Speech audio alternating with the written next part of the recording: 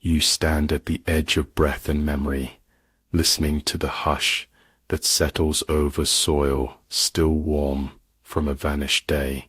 A lone owl circles somewhere beyond sight, the slow churn of its wings brushing against the hush like a page turning under candle breath. In this pause, before the first chord of history swells, you feel the land inhale grain stalks bowing in reverence to the arrival of a story that, like a distant tide, has been rolling toward you for centuries. It begins not with thunder, but with stillness, the kind that rings in the ear like held air, an opened loop, a held violin string, waiting for the vibrato of fate. You have come to hear how pestilence carried a strange reluctant gift, how sorrow cracked open a vault of unintended fortune, how in the wake of graves dug too quickly, coins clinked into the calloused palms of those once meant to kneel forever. Let the landscape show you, let the hush speak. The twilight deepens around you, shadows stretching like ink spilled across parchment. Your feet carry you forward, along a path worn smooth by generations, each step an echo of all who walked before.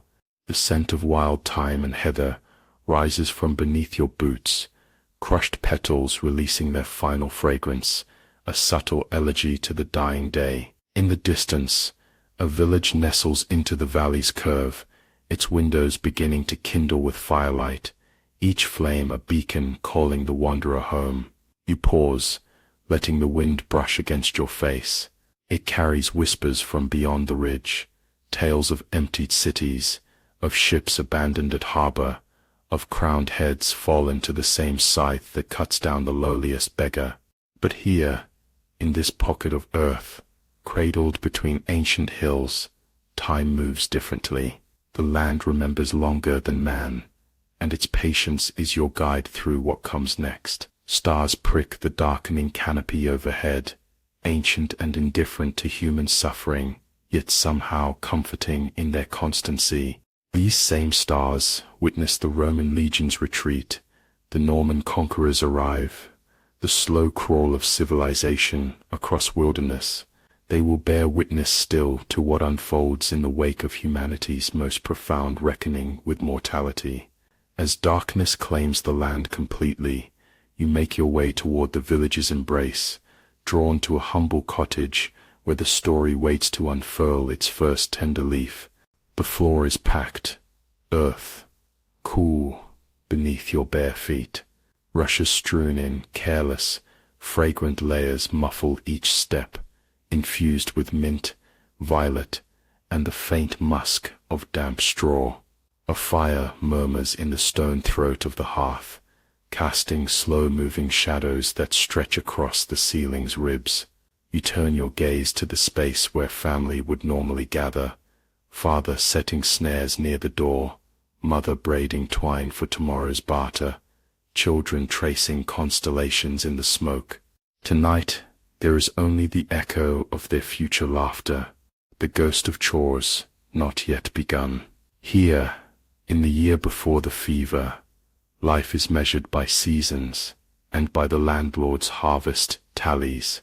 You owe half your yield in grain, a day of unpaid labor each week, and the quiet obedience expected of soil.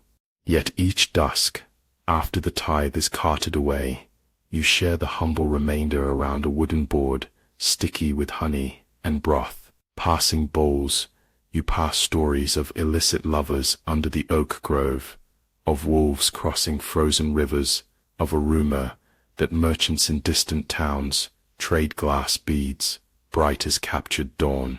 Such stories glow like embers in long winter darkness, small heat, but enough. Outside, the manor rises on its hillock, windows glimmering like jeweled eyes, watchful. The Lord Steward has a ledger-skin heart. He counts rye sheaves the way others count their heartbeats, never missing one. He believes the order of the world is a stair the peasants must climb, while the gentry watch from the landing, safe from the ache of ascent. You have never touched his ink-black cloak, But you have mended his land with your hands, sowed it with your sweat, and salted it with small songs to keep hope awake. None of this feels fragile tonight. The sky is familiar, stitched with the usual constellations. The village well echoes with gossip and rope creaks. The church bell, rusty with coastal damp, tolls an hour that means little beyond the village boundary. Life is a circle on the map of simple needs: sleep, bread, belonging. You do not yet know the line already drawn through that circle, a fissure invisible as breath on glass. Your cottage stands among 24 others, all crafted from the same rough timber and thatched with reeds from the river that winds like a silver ribbon through the valley. The walls lean slightly, weathered by decades of winter gales that howl down from the northern moors. Inside, the space is modest, but tenderly kept. Wooden pegs along the wall hold your few clothes: a woolen tunic for winter, linen shirts, yellowed with age, but scrubbed clean each week, a feast day kirtle inherited from your mother, patched so often the original cloth is merely memory. The family sleeps together on a straw-stuffed mattress, raised on a simple wooden frame to keep away the damp and the vermin that sometimes scurry in the night. Above the bed hangs a small wooden cross, blackened with smoke from years of cooking fires. Beside it, a bundle of dried lavender, said to promote dreams of prosperity and ward off sickness. The irony of this humble protection against what approaches will only reveal itself with time. Your table is simply a board laid across 2 barrels, yet it bears the marks of countless meals shared in communion: knife nicks from enthusiastic bread cutting, a dark stain where wine spilled during last harvest celebration, a corner smooth from children's elbows, leaning as they listened to bedtime tales. Beneath it sits a chest containing your meager treasures: a silver spoon passed down through generations, a scrap of blue silk from a peddler who claimed it came from lands beyond the sea, a small wooden figure of a bear your father carved before the coughing sickness took him 3 winters past. Morning arrives with a rooster's insistent cry. You rise when the horizon is still, a mere suggestion of light, body aching from yesterday's labor, yet already preparing for today's. The routine of survival leaves little room for complaint or contemplation. Water must be fetched from the well, the fire coaxed back to life, porridge stirred in the blackened pot that hangs from an iron hook above the flames. The children awaken reluctantly, small fists rubbing sleep from eyes that will soon enough grow accustomed to hard work's demands. Your spouse has already departed for the fields, where the barley stands hip-high, heads nodding in the breeze like a congregation in prayer. By mid-morning, you will join the harvest, your sickles swinging in rhythm with neighbors, backs bent under the same merciless sun, voices occasionally rising in work songs to ease the monotony and pain. At the field's edge, the Lord's steward watches, quill scratching across parchment as he calculates what portion of your sweat will fill the manor's storerooms. His face remains impassive, neither cruel nor kind, a mask of authority worn so long it has become his true countenance. He rarely speaks directly to the villagers, preferring to issue commands through the reeve, a man chosen from among you who walks the uneasy line between 2 worlds. When the sun reaches its zenith, a brief respite is granted. You gather in the shade of an ancient oak, passing a water skin and sharing crusts of yesterday's bread. Conversation flows in murmurs, concerns about the weather, gossip about the miller's daughter, seen walking too often with the blacksmith's apprentice, quiet speculation about whether the winter stores will last if snow comes early again. No one mentions the growing disparity between your labor and your reward. Such thoughts remain unspoken, dangerous as untended fire. In the afternoon, clouds gather over the western hills, promising rain by nightfall. The steward's voice cuts through the humid air, urging greater haste. The grain must not be lost to weather. Your muscles protest, but your hands move faster, for you too understand the precarious balance between abundance and want. A poor harvest means hunger that gnaws through winter nights, means children with hollowed cheeks and dulled eyes, means the possible shame of begging at the manor kitchen door for scraps. When darkness finally grants release, you trudge homeward along the rutted path. Others walk alongside, bodies bent with exhaustion, yet voices somehow finding energy for jokes and stories. This is the paradox of your existence, bounded by hardship, yet illuminated by moments of shared humanity. Someone begins a ballad about a knight who fell in love with a shepherd girl. Others join in, voices blending in harmony that belies their ragged circumstances. For a moment, the weight lifts, and you are more than beasts of burden. You are carriers of culture, of history, of resilience. At home, the evening meal is simple: barley soup thickened with a few turnips and an onion, the last of the cheese from spring's milking, bread that requires careful chewing.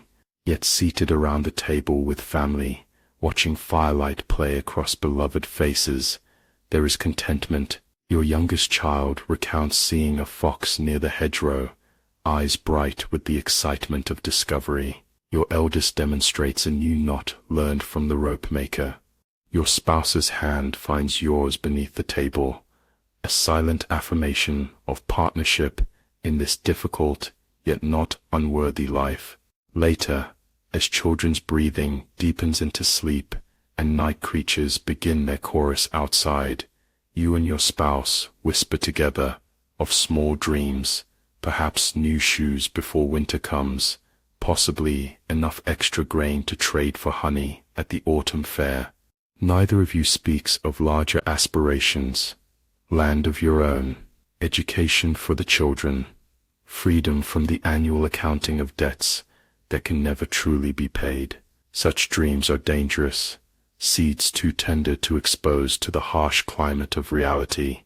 Yet as sleep claims you, something stirs beneath the surface of acceptance, a question as quiet as a heartbeat, as insistent as the tide. Is this all there is? Must generations follow like seasons, each bound to the same cycle of labor and deprivation?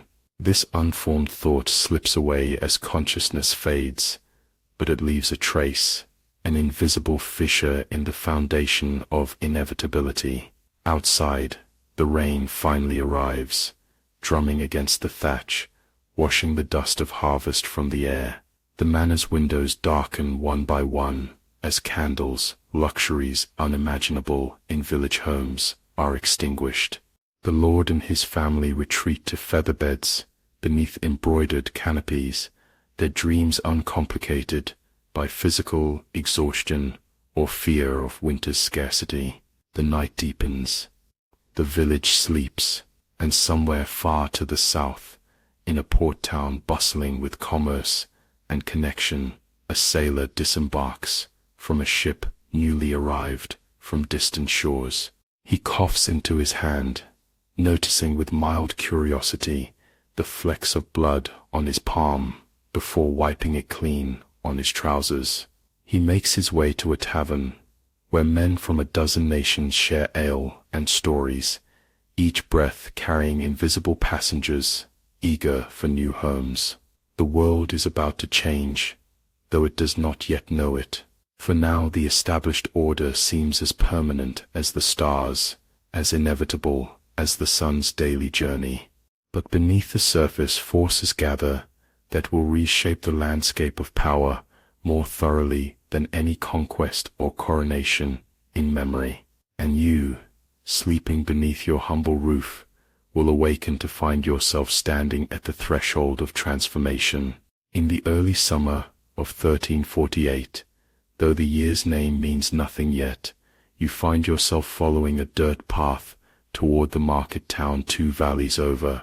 You carry a sack of onions and a single piece of linen, hoping to barter for salt and perhaps a sliver of honeycomb.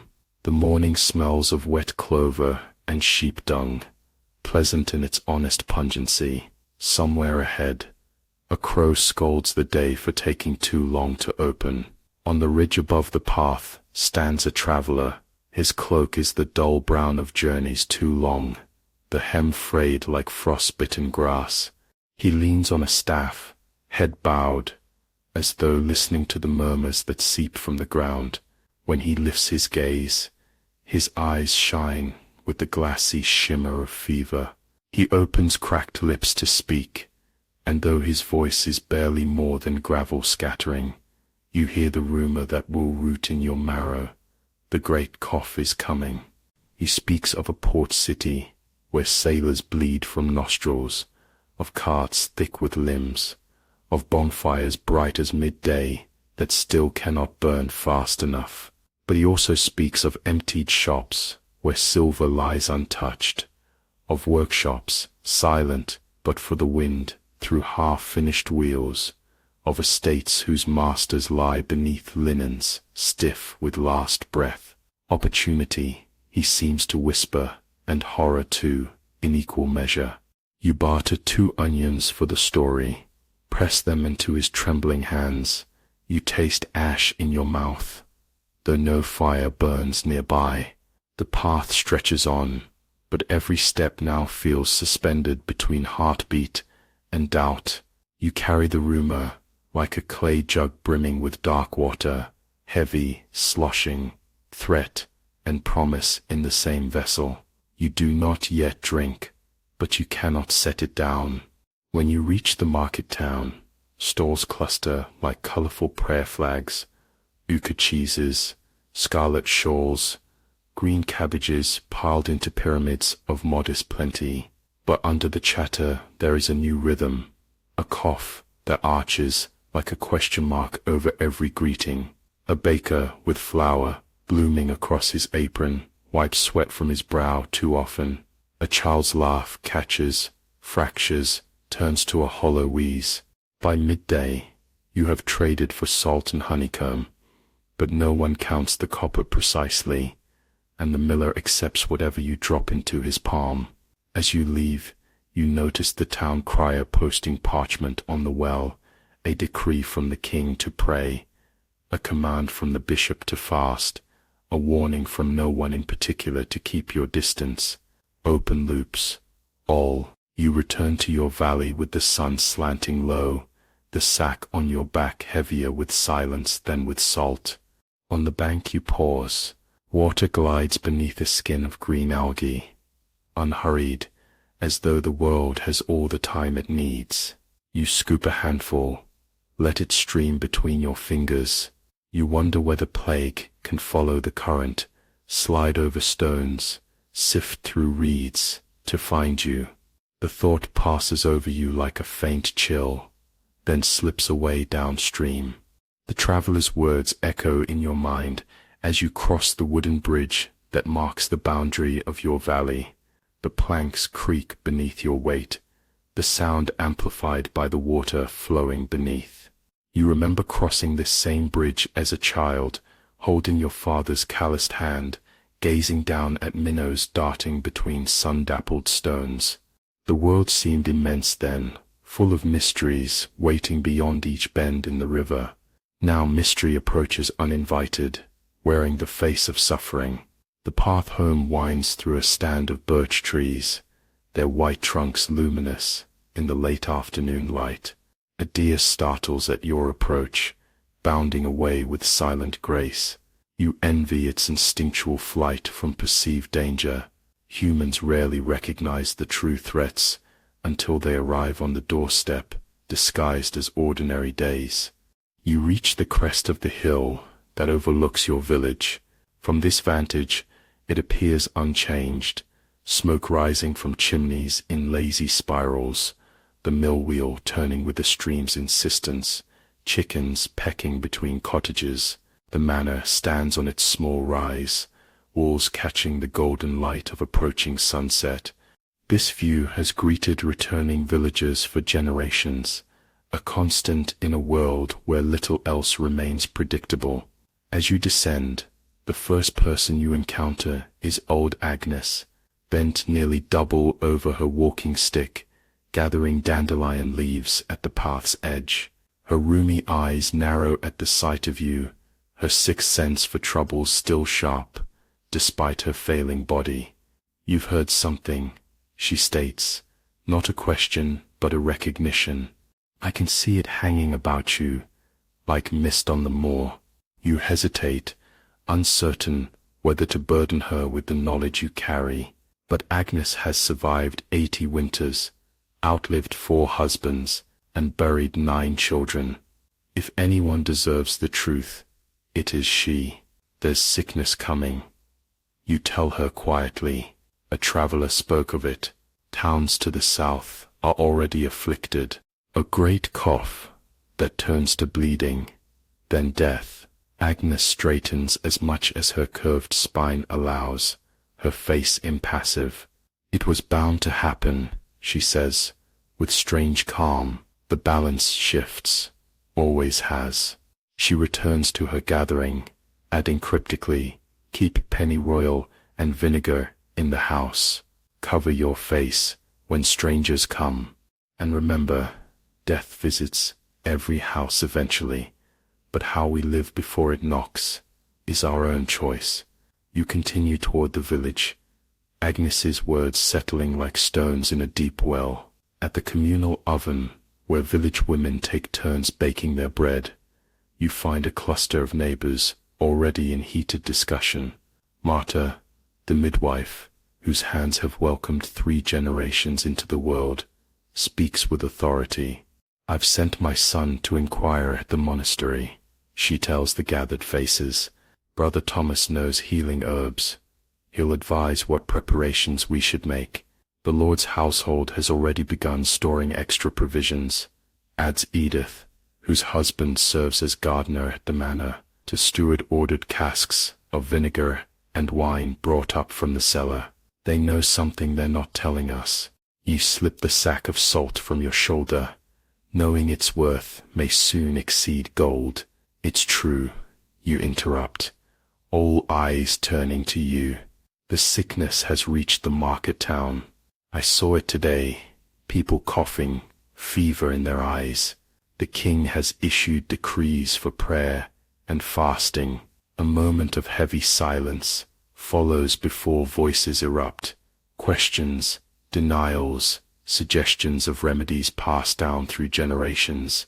Willem the blacksmith pounds his fist against the stone oven, leaving a smudge of soot.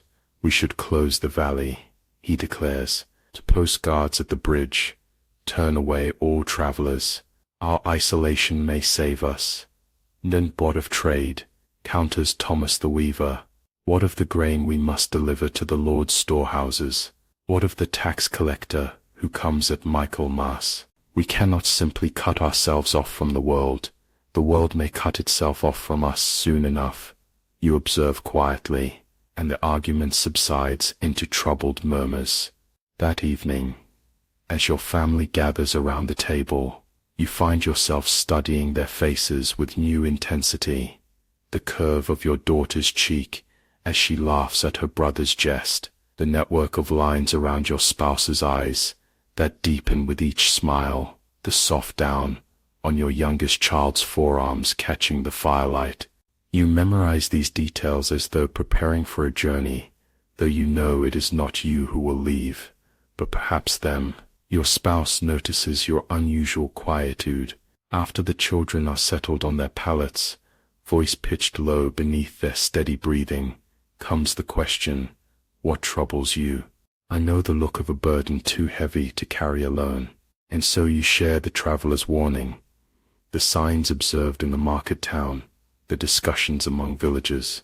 Your spouse listens without interruption, face showing neither panic nor disbelief, only the thoughtful calculation of one accustomed to navigating scarcity and challenge.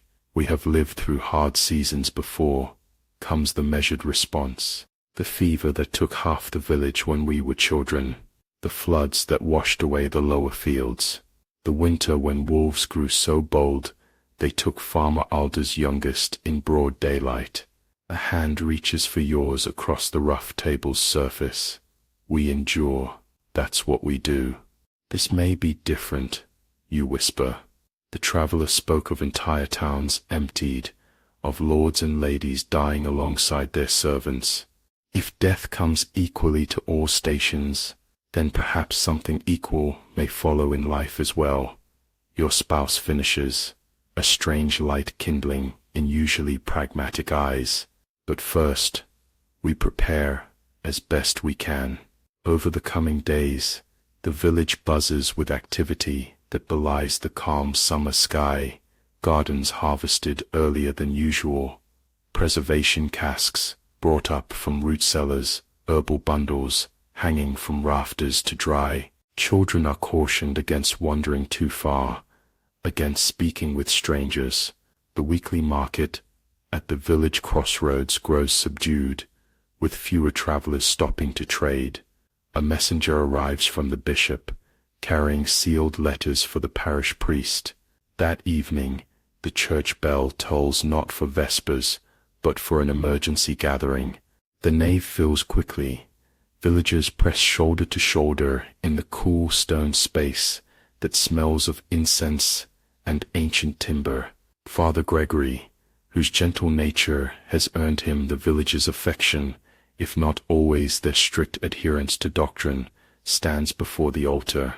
His lined face appears more deeply furrowed than usual as he unfolds the bishop's parchment. Beloved children, he begins, voice steady despite the gravity of his message. Our spiritual father sends warning of a great affliction moving across the land. This pestilence is thought to arise from poisoned air, from an unfavorable alignment of stars, or perhaps, his voice drops lower, from divine displeasure at mankind's sinfulness. A murmur passes through the congregation like wind through summer wheat. Father Gregory raises a hand for silence. We are instructed to pray daily for mercy, to conduct processions of penitence, to fast on Wednesdays and Fridays. Those who can afford it are encouraged to make offerings for special masses.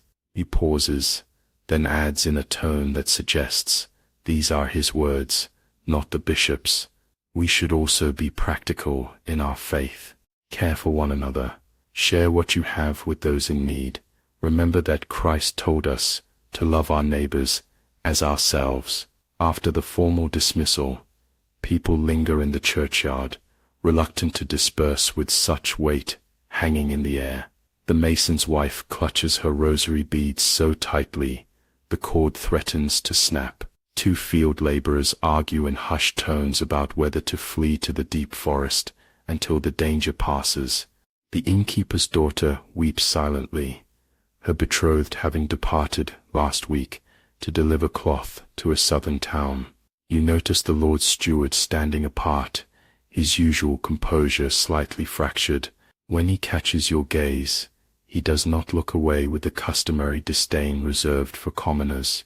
Instead, something like recognition passes between you, a momentary acknowledgement that rank offers no protection against what approaches. As darkness falls, fireflies rise from the meadow grass like earth-bound stars. Their gentle pulsing light seems to mock the heaviness that has settled over the valley. You stand in your doorway, watching this natural display, while your children chase the glowing insects with delighted squeals. Their joy pierces your growing dread, reminding you that even in shadow, light persists. Your neighbor Elsbeth appears beside you, her infant daughter sleeping against her shoulder.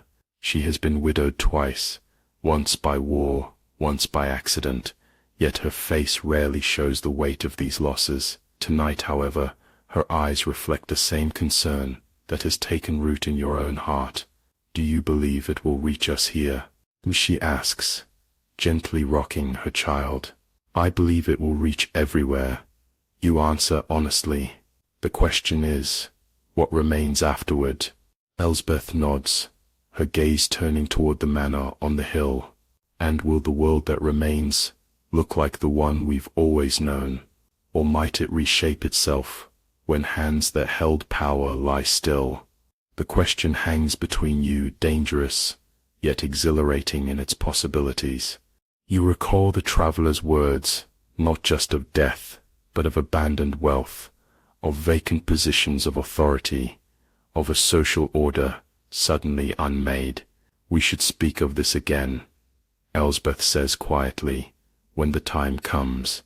She touches your arm briefly before returning to her cottage, leaving you to wonder at the seed of something revolutionary in her words. That night, sleep eludes you. You lie awake listening to the rhythmic breathing of your family, the occasional rustle of mice in the thatch, the distant hooting of an owl. Outside your window, the sky wheels slowly, stars tracing ancient patterns, indifferent to human suffering. You remember stories from your grandmother about a time when a different sickness swept through the land before your birth, how the survivors found themselves suddenly valuable, able to demand better treatment, better pay for their labor, how briefly the balance tilted before lords and bishops conspired to restore the old order. Could it happen again? And if it did, could the common folk hold on to what they gained? Dawn arrives with a soft grey light that turns the dew-laden spiderwebs between fence posts into silver tapestries. You rise early, drawing water from the well before the village stirs. The surface of the water in your bucket reflects a sky streaked with high, thin clouds. Angel's hair, your mother called them, an omen of change, she always said. As you return home, you notice a raven perched on your roof ridge, its obsidian eyes following your movement. In the folklore of your childhood, ravens were messengers between worlds, harbingers of transformation. You pause, meeting its gaze. What news do you bring? You ask softly, feeling foolish yet compelled. The bird tilts its head, considering you with an intelligence that seems to transcend its animal nature. Then it opens its beak and releases a single, resonant call that echoes across the quiet village before spreading its wings and launching into flight. You watch until it becomes a black speck against the brightening eastern sky, carrying your question into the vastness beyond your valley. The day unfolds with the rhythm of necessary labor, bread to bake, gardens to tend, mending to complete before winter's approach. But beneath these familiar motions runs a current of anticipation, a consciousness that these ordinary moments may soon become precious memories of a vanished normalcy. As the sun begins its descent, casting long shadows across the village green, the sound of galloping hooves draws everyone's attention. A rider appears on the road from the direction of the market town, his horse lathered with exertion. He reins to a stop before the manor gates, shouting for entrance with urgency that carries clearly to the village below. Within moments, activity erupts at the great house, servants running between buildings, the steward emerging to confer with the messenger, a cart being hastily loaded with chests and bundles. The lord's family appears briefly on the front steps before being ushered into a waiting carriage, faces pale, even at this distance. They're fleeing, whispers a voice beside you. It's Willem the blacksmith, his leather apron still tied around his waist, hammer clutched as if forgotten in his hand, like rats from a flooding burrow. But where will they go? You wonder aloud. If the sickness spreads, as they say, to their hunting lodge in the high country, most likely, thinking distance will save them. Willem spits on the ground, leaving us to face whatever comes. You watch as the carriage disappears down the eastern road, flanked by mounted guards, followed by servants leading pack horses laden with provisions. The steward remains behind, standing rigidly at the manor gates, as though his presence alone might maintain the authority of his absent master. That night, the village council meets in secret, not the official group sanctioned by the Lord to manage minor disputes, but the true elders who have always guided your community through crises. Old Agnes, despite her years, Martha, the midwife, Willem the blacksmith, Thomas the weaver, Father Gregory, who straddles the worlds of church hierarchy and village reality. You and Elsbeth have been summoned as well, a recognition of some quality the elders have observed in you both. You gather in the mill, where the constant rush of water will mask your voices from any who might report your discussions to the manor. Lanterns cast elongated shadows across sacks of grain, waiting to be ground, across faces etched with concern, yet alight with purpose. The Lord has abandoned us. Willem begins without preamble. We must decide now how to protect ourselves. We should post watchers at all roads leading to the village, suggests Thomas. Turn away any who show signs of illness, and if the watchers themselves fall ill, counters Martha, we cannot isolate ourselves completely. Better to prepare for inevitable contact. My herbs can help ease suffering, but there is no cure for this plague if it is what I fear, Agnes says, her voice creaking like old timber yet commanding attention. We must think beyond mere survival to what comes after. Blasphemy to plan for death before it arrives, Father Gregory interjects, though his tone lacks conviction. Wisdom to prepare for all possibilities, Agnes retorts, including the possibility that many who now hold authority will not survive to reclaim it. The conversation turns to practical matters, how to ensure fair distribution of food if trade ceases, how to care for the sick without spreading contagion, how to bury the dead if their numbers overwhelm the churchyard. But beneath these discussions runs a current of something more revolutionary, how power might redistribute itself when death proves itself the ultimate equalizer. As the meeting concludes, Elsbeth pulls you aside, her voice barely above a whisper. The steward refused to flee with his lord. Do you know why? When you shake your head, she continues, because he believes himself indispensable, because he thinks the old order will reassert itself no matter what comes. Our task is to imagine a world where he is wrong. You walk home under a sky brilliant with stars, the Milky Way a silver road cutting through darkness. The enormity of what approaches, both the devastation and the possibility, leaves you dizzy with a strange mixture of dread and expectation. You think of your children sleeping in innocent trust that the world will remain as they've always known it. You think of your ancestors who accepted their place in the hierarchy as immutable as seasons, and you wonder if, centuries from now, someone will speak of this time as a hinge upon which history turned, not just a catastrophe of loss, but the beginning of something no one could have foreseen in the time before the fever's tide.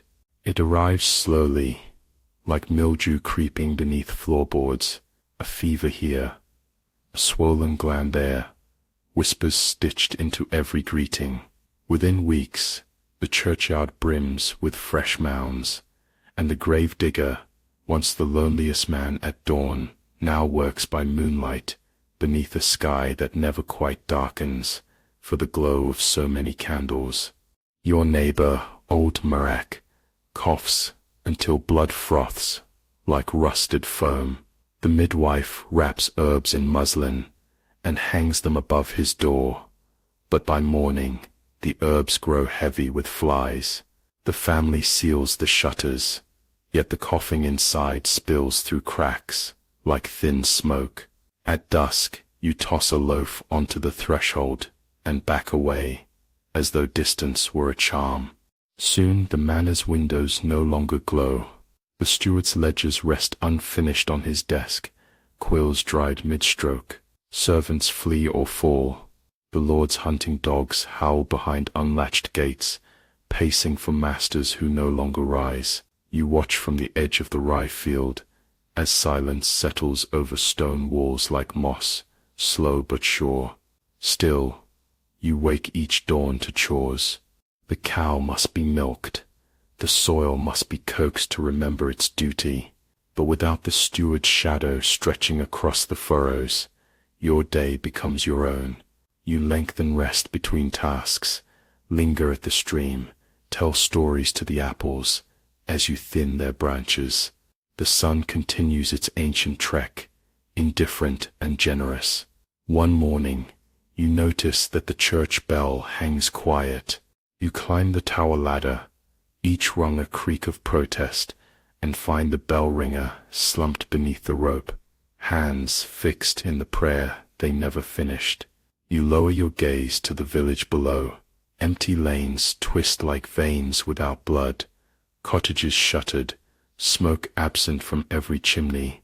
You could ring the bell yourself, call the living together, but who would come? Instead, you descend, stepping into July's heavy air.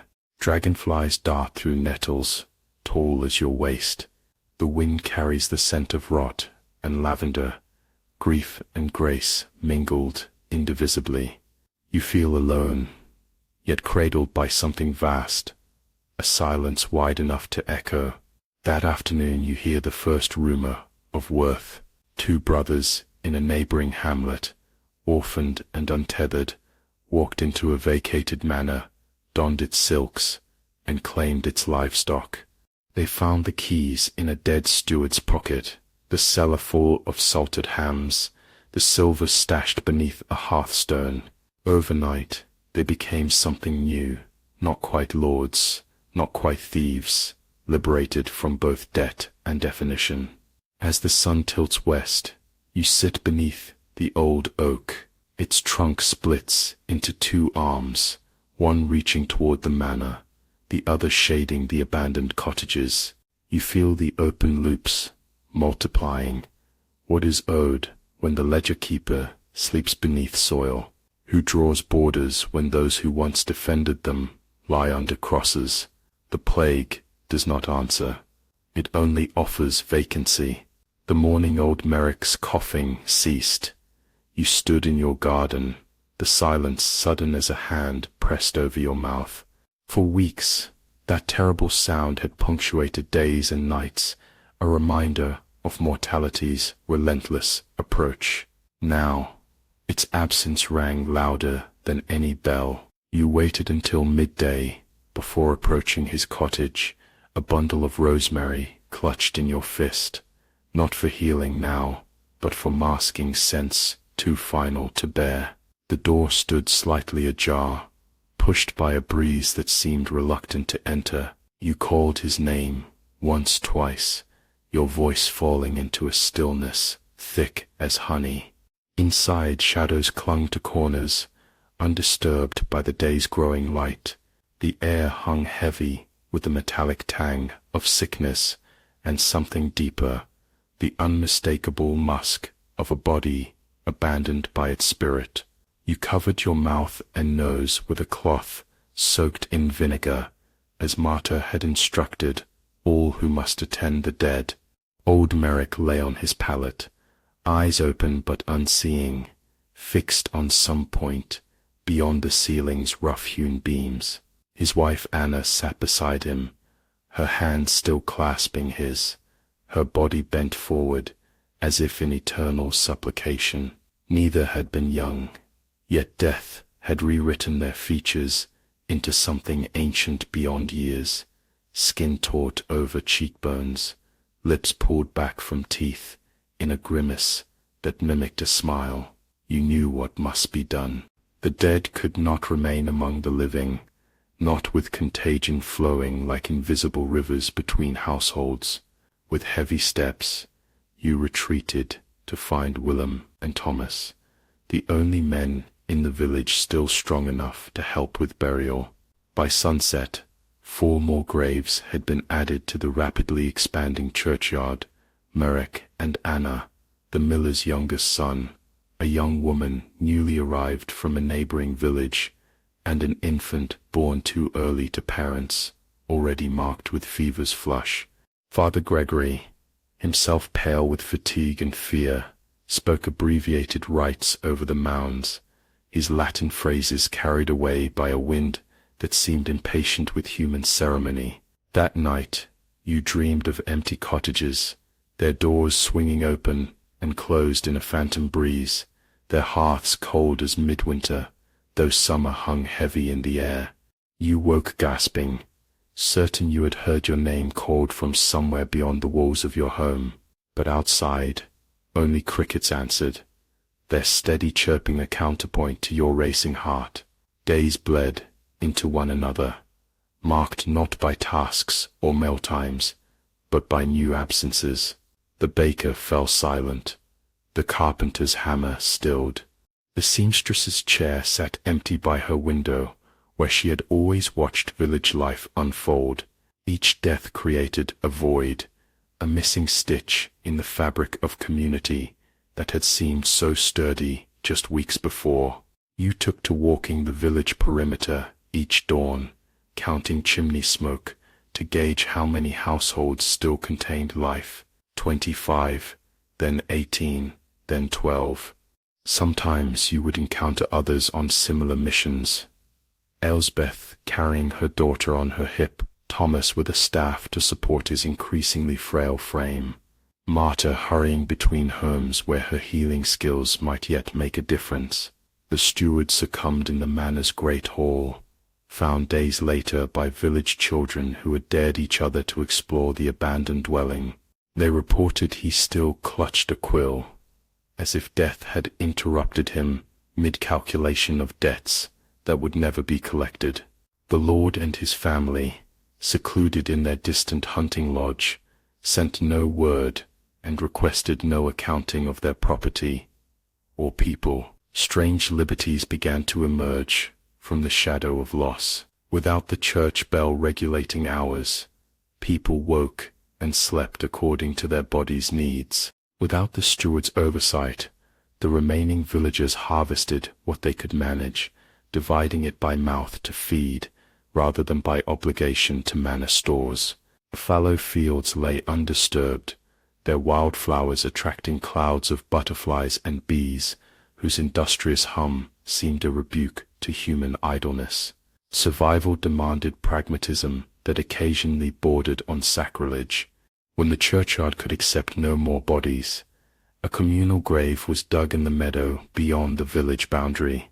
When candles ran short, the church's ornate altarpieces were melted down to provide light for the living. When medicine was needed, the manor's locked storerooms were broken open without hesitation or guilt. Yet in the midst of this dissolution of order, unexpected kindnesses flourished. Those with strength left shared it freely, carrying water for the weak, bringing soup to the feverish, sitting vigil with the dying so they would not cross alone into mystery. Children orphaned by the plague were absorbed into surviving households without question or complaint. Gardens were tended collectively, their harvest available to any who hungered. One evening, as the worst of the first wave seemed to be receding, you found yourself sitting with Elsbeth on the low stone wall that encircled the well. Her daughter played nearby, arranging pebbles in patterns only she could decipher. The air smelled of approaching autumn, ripe apples, drying grasses, the faint smoke of cooking fires from the few occupied cottages. "Look there," Elsbeth said, pointing toward the manor. Its imposing silhouette stood black against the sunset, windows dark as empty eye sockets. All my life I've been taught to believe that building represents the natural order, that some are born to command from such heights, while others are meant to labor below. She turned to you, her eyes reflecting the day's last light, but nature had other ideas, it seems. The plague makes no distinction between lord and serf, you agreed. Death has proven the great leveler, not death alone, Elsbeth replied, her voice dropping to a whisper, though no one was near enough to overhear. Have you noticed how we organize ourselves now? How decisions are made in common? How food is shared by need rather than station? How skills are valued above bloodlines? You nodded, having observed the same subtle revolution unfurling amid devastation. Without formal declaration or violent overthrow, the old hierarchies had begun to dissolve like salt in hot water, invisible yet fundamentally transformed. People will say it's temporary, you cautioned. When the plague passes, the old order will reassert itself. The Lord will return. The church will demand its tithes. The steward's ledger will be inherited by another who counts our labors just as carefully.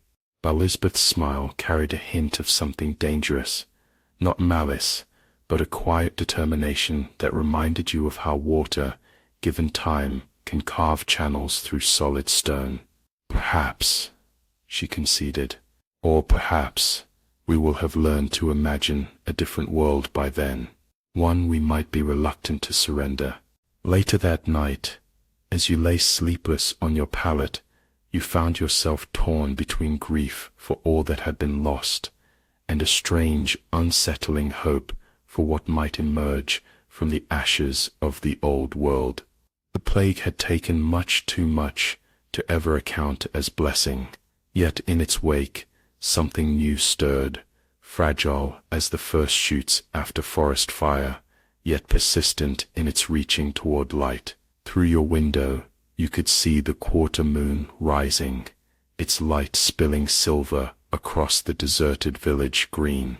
In that illumination, the familiar landscape appeared transformed, not just emptied, but awaiting reimagining. The world held its breath, suspended between what had been and what might yet become. As if in answer to your unspoken questions, a nightingale began to sing from the orchard, its melody complex, insistent, carrying through darkness with improbable clarity.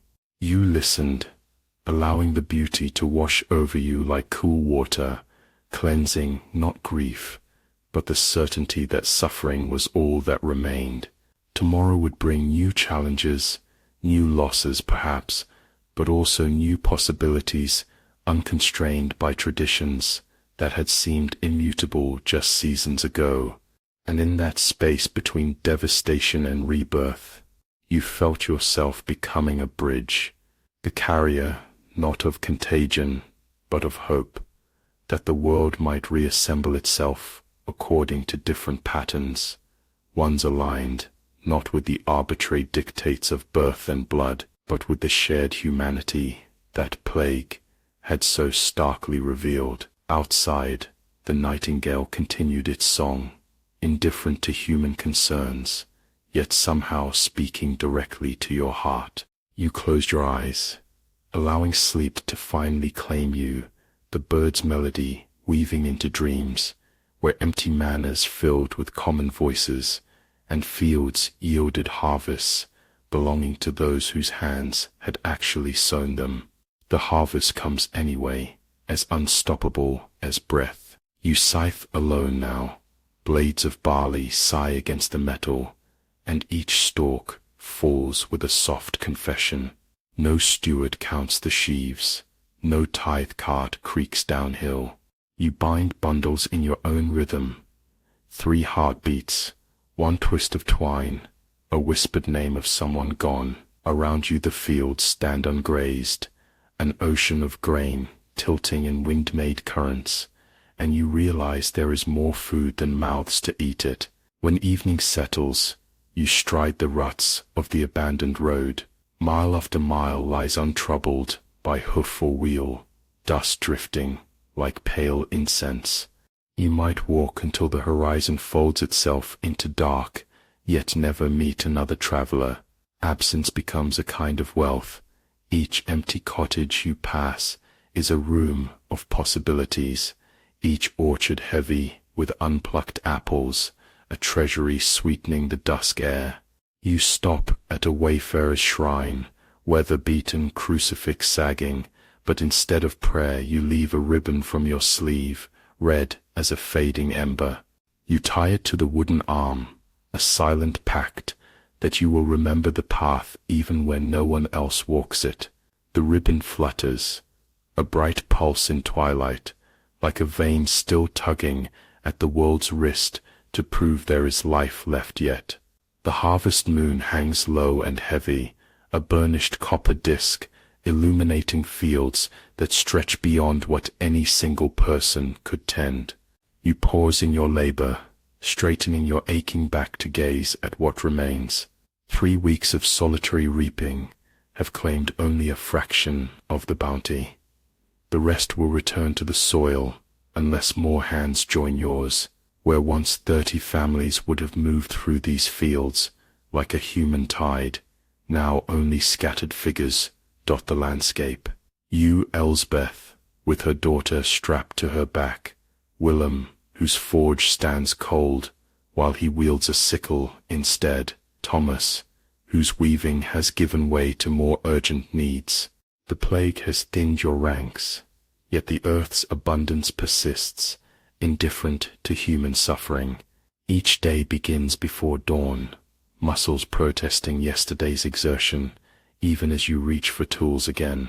The work is relentless, but there is a strange liberation in its necessity. You cut and bind, following the sun's arc across the sky, without any steward's voice, urging greater speed, without calculations of how much must be surrendered to manor storehouses. At midday, you gather under the shade of an ancient oak that marks the boundary between what were once the Lord's private fields and common land. The distinction seems absurd now, lines drawn on soil that bears grain with equal generosity on either side. You share bread and cheese, passing a water skin from hand to hand, discussing how to preserve what you cannot immediately consume. The manor has salt cellars, Willem suggests, wiping sweat from his brow. Enough to cure meat for 3 winters. I saw them when I repaired the lock last spring. And barrels in the brewhouse, adds Thomas. We could store grain there, safe from vermin. No one questions the right to claim these resources. Ownership has become a fluid concept, boundaries redrawn by necessity and survival rather than decree or inheritance. The manor stands empty, its treasures useless without human hands to employ them. Like a beach ship whose cargo is free for salvage, its wealth has become communal by default. As sunset approaches, you make your way homeward, along paths that wind between cottages where no lamps glow in welcome. The silence is profound, broken only by the gentle lowing of untended cattle wandering between garden plots. You stop to guide a stray calf back to its mother, your hand lingering on its warm flank, a living thing seeking connection, as all survivors do. At your own threshold you remove your boots crusted with soil and sweat. Inside, the cottage feels too large for just you. Spaces once filled with family now occupied by shadows and memory. You have been fortunate. While fever took your spouse and eldest child, your 2 younger children survived, though they now stay with Elsbeth and her daughter, forming a new household built from fragments of broken ones. You kindle a small fire, more for companionship than warmth in the mild autumn evening. As flames catch and climb, you unpack your meager supper, bread, an apple, a sliver of cheese, saved from the midday meal. The food tastes sharper somehow, each flavor intensified by awareness of its scarcity and worth. After eating, you step outside again, drawn by some restlessness that won't allow you to settle. The moon has risen fully now, casting the village in silver light that transforms the familiar into something otherworldly. You wander without purpose, feet carrying you eventually to the manor's gates, which stand perpetually open, their iron hinges beginning to rust from neglect. You hesitate at the threshold, held back not by deference, but by the lingering power of prohibition. All your life, this space has been forbidden, except by explicit invitation or in service. To enter unbidden was to risk punishment, flogging at minimum, hanging in cases of theft. Yet who remains to enforce such boundaries? What meaning do these stones hold when those who claim them lie in distant graves or cower in remote retreats? On the third night after equinox, you cross the threshold of the manor. The door yawns like a jaw unhinged, but the wind and wood make no protest, permission unasked yet granted. Inside, marble floors echo your hesitant footfall, cobwebs spin silver runes across archways, and tapestries sag toward a floor no longer swept. You find a counting room where ledgers lay open to half-tallied debts, ink bottles dried, quills frozen mid-sentence, a numeric heartbeat stopped in sudden stasis.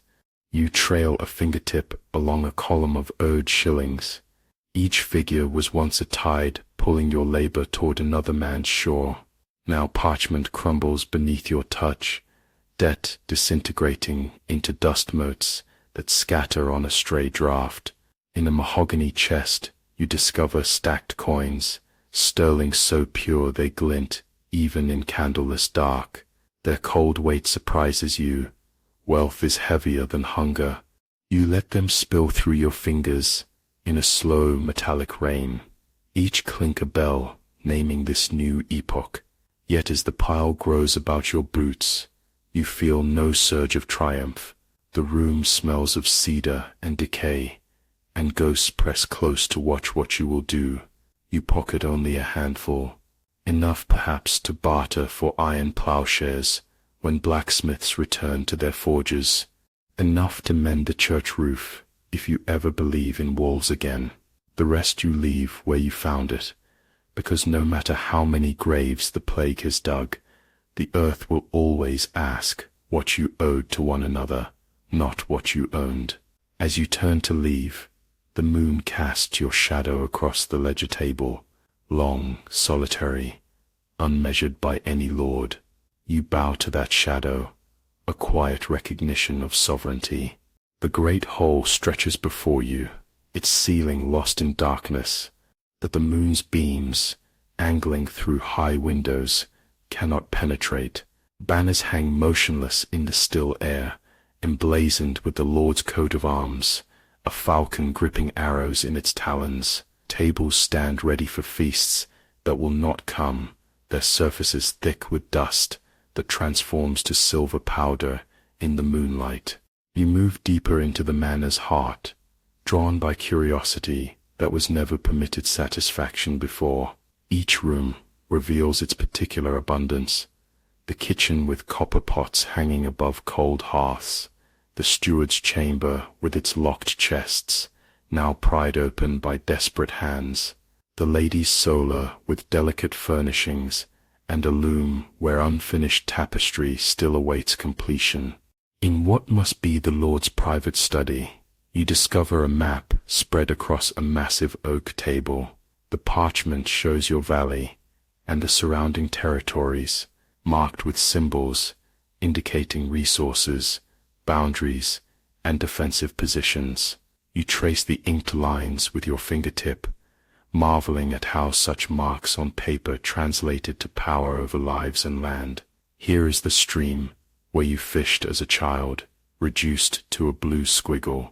Here the forest where you gathered mushrooms, represented by tiny tree symbols. Here your own village, a mere dot in the larger scheme of someone else's dominion. The map's edges curl toward you, as if offering themselves for rewriting. You resist an urge to crumple it, recognizing that destruction solves nothing. Information remains valuable, even as power structures shift. Instead, you carefully roll the parchment and tuck it inside your tunic. Knowledge once reserved for the ruling class might serve common needs in days to come. As you continue your exploration, you enter what can only be the Lord's bedchamber. A massive four-poster bed dominates the space, its curtains of deep crimson gathering dust along their velvet folds. Beside it stands a chest, inlaid with mother of pearl, its lid open to reveal linens, finer than any you've touched, white as winter moonlight, and softer than lamb's wool. You approach the bed slowly, as though the Lord might materialize from shadows to demand explanation for your trespass. When nothing happens, you press your palm against the mattress. It yields beneath your hand, filled with down rather than the straw that forms your own sleeping pallet. A question forms in your mind: what makes this man's rest more worthy of comfort than your own? The thought startles you with its audacity. Just months ago, such wondering would have felt dangerous, even to yourself. The natural order of things, lords above, serfs below, seemed as immutable as seasons. Yet here you stand, your hand leaving an imprint on a noble's bed, and the only consequence is a faint cloud of dust, rising like incense to some dethroned deity. Suddenly weary, you sink onto a carved chair near the window.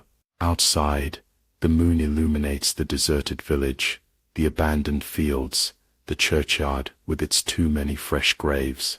The view must be why the manor was built on this rise, to survey all that belonged to its lord. Yet ownership seems an absurd concept now. Who owns the breath of the dying? Who holds deed to fear or grief or memory? From this vantage, you can also see farther, to the forest's edge, where shadows move in ways that suggest human presence. Perhaps travelers seeking shelter, or desperate refugees from harder-hit regions, or even bandits drawn by rumors of untended wealth. The world beyond your valley continues its turbulent existence, and eventually it will flow back into this vacuum created by plague. What then? Will old hierarchies reassert themselves naturally, like water finding familiar channels after flood? Or might something new emerge from this unprecedented leveling? The questions circle in your mind, like restless birds seeking someplace to land. As you rise to leave, something catches your eye, a small portrait hanging beside the bed, partially obscured by the crimson curtain. You draw the fabric aside to reveal the painted face of a woman, perhaps the Lord's mother or grandmother. Her eyes seem to follow you, not with aristocratic disdain, but with a strange, sorrowful knowing. Around her neck gleams a pendant that matches one you discovered years ago plowing the north field, a simple silver cross that you assumed fallen from some traveler's pocket. You reach up, unhooked the painting from the wall, and turn it over. On the wooden backing, barely visible in the dim light, someone has written a name and date in faded ink. The surname matches your own. A cold certainty slides through you, like a blade between ribs.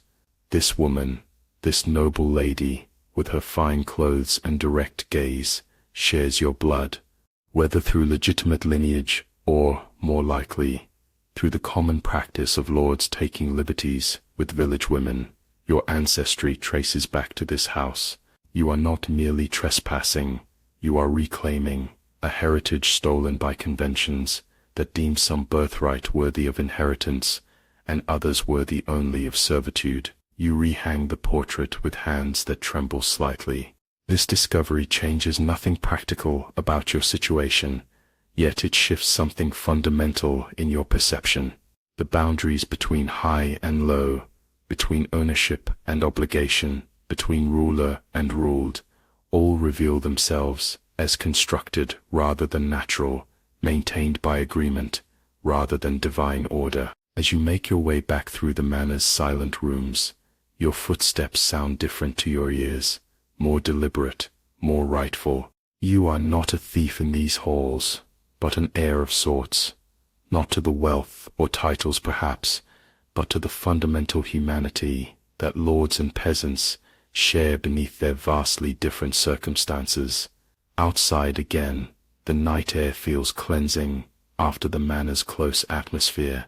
You stand for a moment in the courtyard, gazing up at stars unchanged by the upheavals below. Their constancy offers strange comfort, a reminder that human arrangements, however entrenched they might seem, are temporary against the backdrop of cosmic time.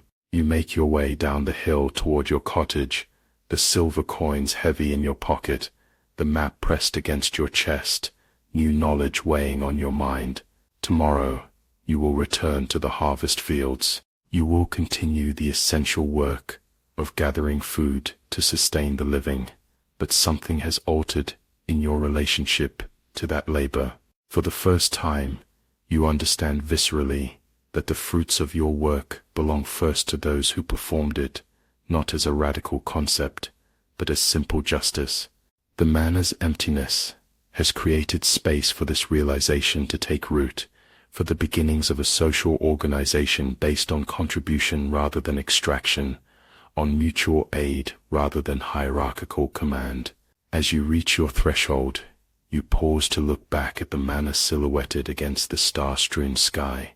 Its imposing structure, designed to inspire awe and submission, now seems merely architectural stones piled in pleasing arrangement, no more inherently authoritative than any cottage or barn.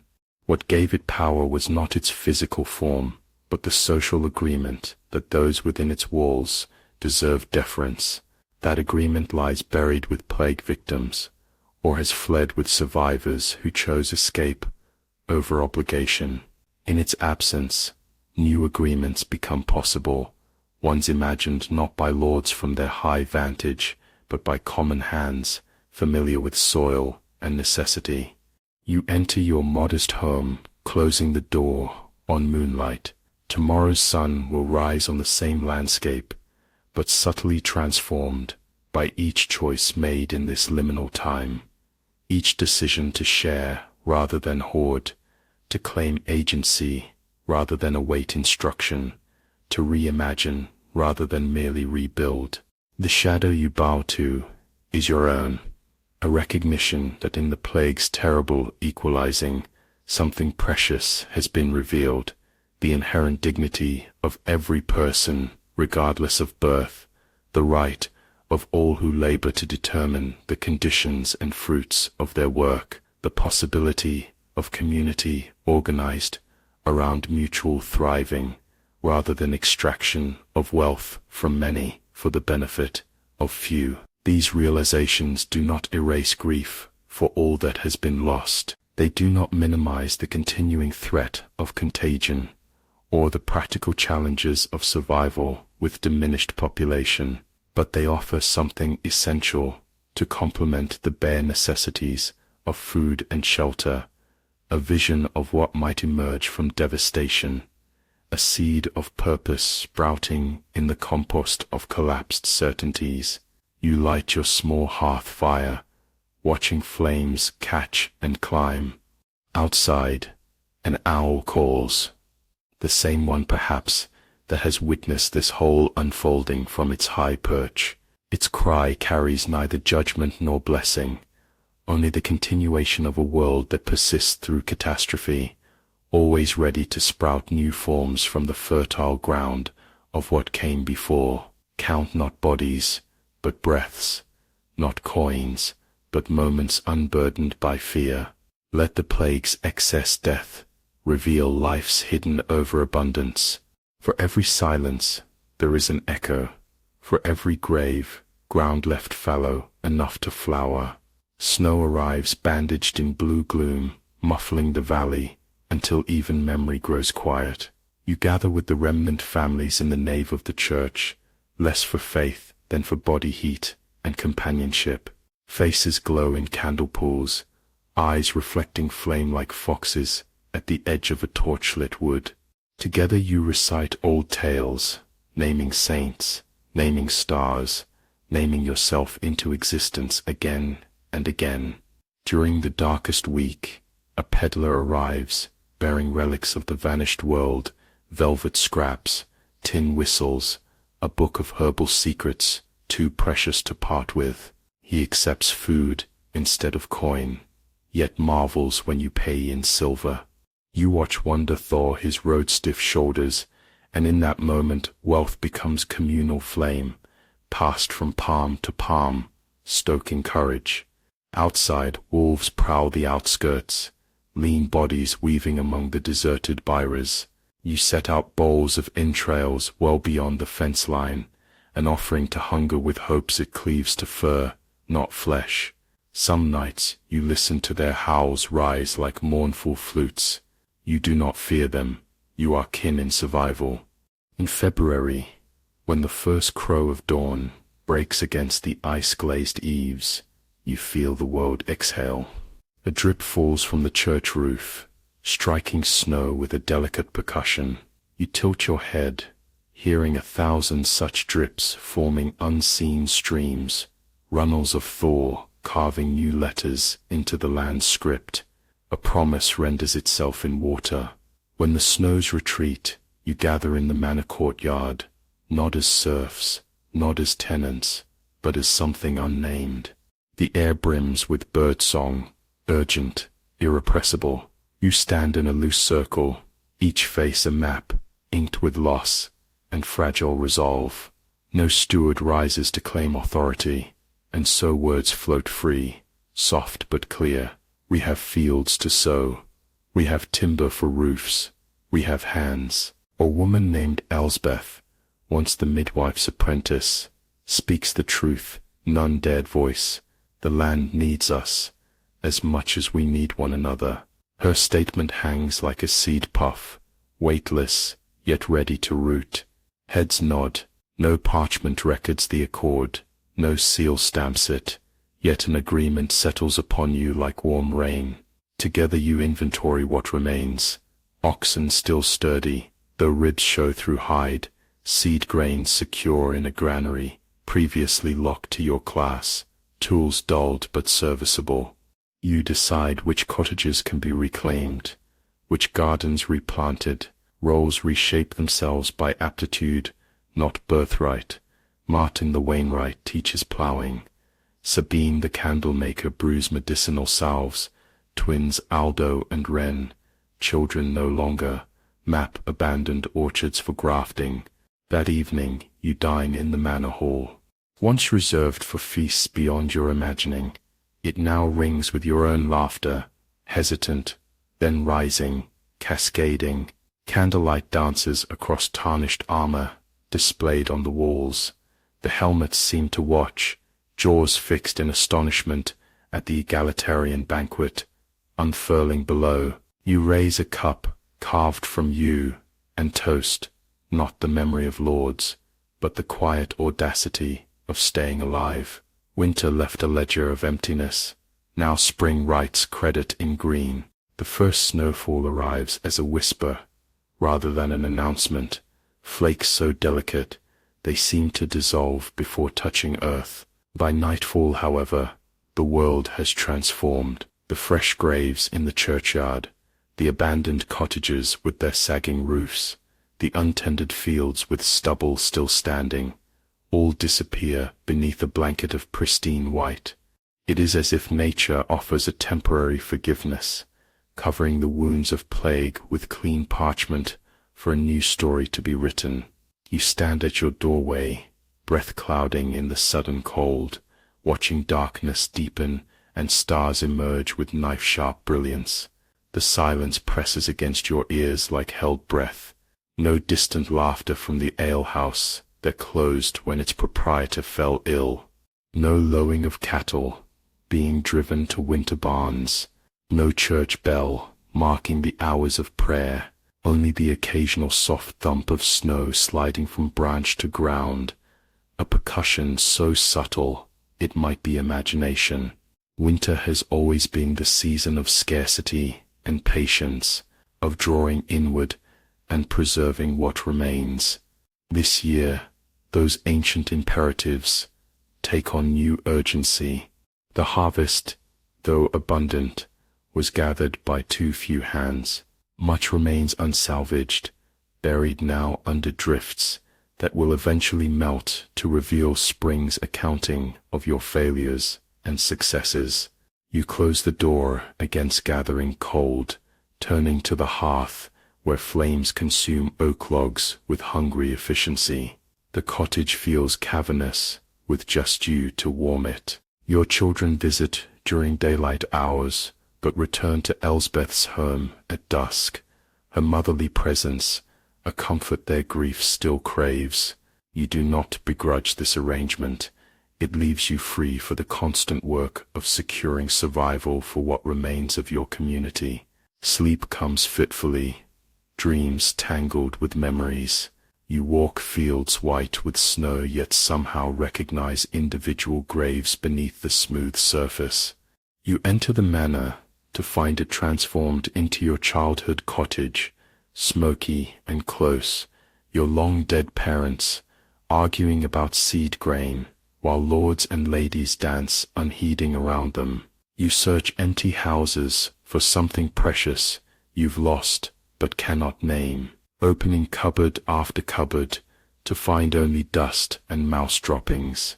You wake before dawn, the cottage still dark, save for the hearth's dull glow. Rather than court more troubled sleep, you rise, adding wood to the fire and setting water to boil for a thin porridge of barley and dried apples.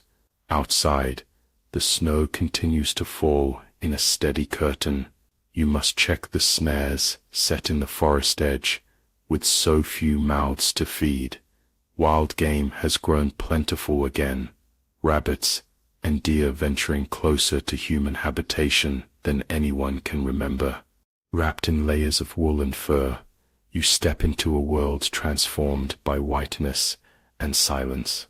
Your boots crunch through virgin snow, leaving a trail that seems presumptuous in its disruption of perfection. The forest edge looms dark against the snow-bright landscape, trees standing sentinel like figures frozen in the act of approaching. The first snare yields a plump hare. Its struggle ended hours ago, judging by the stillness of its body. You whisper thanks as you free it from the wire loop, respecting the ancient pact between hunter and hunted. 2 more snares prove empty, but the 4th holds another rabbit, smaller but still enough to feed several people. You tuck both carcasses into your pack, reset the snares, and turn back toward the village. As you emerge from the tree line, you notice smoke rising from several chimneys. Willem's forge, where he works now on practical tools rather than Lord-commissioned decorative ironwork. Marta's cottage, where she still tends those with winter ailments, though no longer plague victims. The church, where Father Gregory has taken to lighting candles daily, despite the absence of formal services, small signs of continued life that catch in your throat like unexpected grace. The church bell rings suddenly, 1, 2, 3 peals before falling silent again. Not a call to prayer, but a signal agreed upon weeks ago. Someone approaches the village. You change direction, heading toward the bridge that forms the main entrance to your valley. Others emerge from cottages, similarly drawn by curiosity and caution.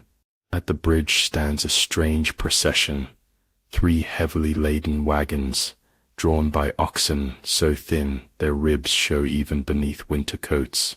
Beside them walk 24 people, of all ages, their faces gaunt, their clothing inadequate for the weather. At their head stands a man whose bearing suggests authority, though his fine cloak has been patched with what looks like sacking. "We seek shelter," he calls across the distance that villagers maintain, out of lingering fear of contagion. "We come from Thornley, 3 days east. Our Lord abandoned the estate when fever came. Those of us who survived have decided to seek new beginning, hearing rumors of a valley where common folk have claimed lordless land. Murmurs pass through your gathered neighbors, suspicion, sympathy, concern about resources already stretched thin for your reduced population." Willem steps forward, his blacksmith's frame imposing even diminished by winter's leanness. "The plague has visited here too," he states plainly. "We have empty cottages but limited stores. What do you bring besides hungry mouths?" The leader gestures to his company. Wheelwright, a shepherd skilled with treating sheep rot, 3 strong young men for labor, a woman who weaves finer cloth than any lord's lady, children who can learn whatever is taught. He pauses, then adds with quiet dignity, and we bring willingness to work under terms fair to all. We've left behind a world where some are born to luxury, while others starve in its shadow. We seek not charity but community. Elsbeth moves to stand beside Willem. You and yours may cross, she declares, though she holds no official position. We will shelter you until spring at least, when all can decide whether to stay or journey onward. No one contradicts her. In the months since plague first emptied the manor, leadership has settled on those who demonstrate care for common welfare rather than those claiming authority through birth or title. Elsbeth's compassion, Willem's practical wisdom, your own quiet organization of necessary labor. These have become the foundations of governance, without formal recognition or ceremony. The newcomers cross the bridge with visible relief, their faces showing the wariness of those who have known rejection elsewhere. Children cling to parents' hands, eyes wide at the unfamiliar surroundings. The adults scan your faces, perhaps searching for signs that this welcome might be rescinded, or that some hidden authority might suddenly emerge to impose old hierarchies. Do you say simply, there is warm soup at the church, and we can assess available housing before darkness falls. As you lead the procession toward the village center, you notice how the newcomers stare at the manor on its hill, its windows dark, but its presence still imposing. Their leader falls into step beside you. Is it true what they say, that you've claimed the Lord's property as common holding? We've claimed nothing. You answer carefully. They simply continued living when others died or fled. The boundaries between mine and Denny's grew less meaningful when survival demanded cooperation. He nods, understanding blooming in his expression. In Thornley, some wanted to burn the manor house to the ground, erase all evidence of our subjugation. Others argued we should preserve it as a reminder never to return to such arrangements. And what happened? Neither. While we argued, winter came. Pragmatism won over symbolism. We used its timber to repair our cottages, its stores to feed our children. He glances at the manor again, but the idea of it remains powerful, both what it represented in the old world and what its absence might allow in the new. At the church, Marta has already begun ladling soup into bowls carved from elm wood. The newcomers accept this offering with murmured thanks, hands cupping the vessels for warmth as much as nourishment. Their children eye your own with the universal curiosity of the young, shyness quickly melting into tentative smiles and whispered comparisons. Father Gregory moves among them, offering not blessings but practical assistance. Extra blankets stored in the vestry, information about which cottages remain most weather-tight, suggestions for treating chilblains already evident on several small fingers. His faith has transformed during these plague months, focusing less on divine judgment and more on earthly compassion. He speaks now of Christ among the poor, rather than God above the sinful. As daylight fades, the newcomers are settled in various empty dwellings, not assigned, but chosen according to size of family and condition of building. The wheelwright eyes Willem's forge with professional interest. The weaver examines a loom abandoned in a cottage whose entire family succumbed to plague. Already, you can see them mentally integrating into the life of your community, assessing where their skills might prove valuable. That night, snow continues to fall, erasing the tracks of the day's activities. You lie awake, contemplating what this influx means. More mouths to feed through winter's lean months, certainly, but also more hands for spring planting, more diverse skills, more human connection to replace what plague stole. The equation seems balanced, neither pure benefit nor clear burden, but a complexity that mirrors life itself. In following weeks, as winter deepens, the church becomes your common hall, with precious firewood, conserved by gathering rather than heating individual homes during daylight hours. You congregate around the nave's central brazier, women mend clothing, and process whatever meat the hunters bring in. Men repair tools and discuss spring planting strategies. Children receive instruction from anyone with knowledge to share, letters and numbers from Father Gregory, herbalism from Marta, weather prediction from old Agnes, who claims her aching joints forecast storms more accurately than any almanac. The darkest days around winter solstice become a time of unexpected communion. Stories flow, like mulled cider, warming from within. Veterans of previous hard seasons share survival tactics. Newcomers contribute fresh perspectives and tales from regions your community rarely contacted in normal times. Grief remains a constant companion. Every gathering holds absences that ache like phantom limbs, but isolation no longer compounds loss. One evening, as wind howls around the church eaves, a peddler arrives, an occurrence so rare in winter that children flock to him like birds to scattered grain. His wagon, pulled by a mule, as gaunt as its master, contains treasures that seem to belong to another lifetime. Ribbons dyed in vibrant hues, tin whistles that gleam in firelight, leather pouches sewn with intricate designs, small mirrors that capture flame and reflected multiplied. More valuable than these material goods, however, are his stories.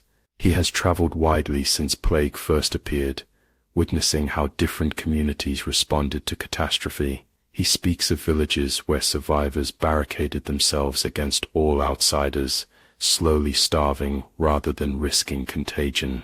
He describes towns where the death of guildmasters led to apprentices claiming workshops as their own, producing goods now traded directly instead of through hierarchical structures. He tells of religious communities establishing hospitals where the infected are treated with dignity rather than fear, finding that careful nursing improves survival rates. Most significantly, he carries news of political stirrings in larger towns where laborers, suddenly valuable due to their scarcity, have begun demanding wages unthinkable before plague. Some lords have acquiesced, desperate to save harvests or maintain production. Others have petitioned the king for laws forcing workers to accept pre-plague compensation, but enforcement proves difficult when alternative employment beckons just down the road.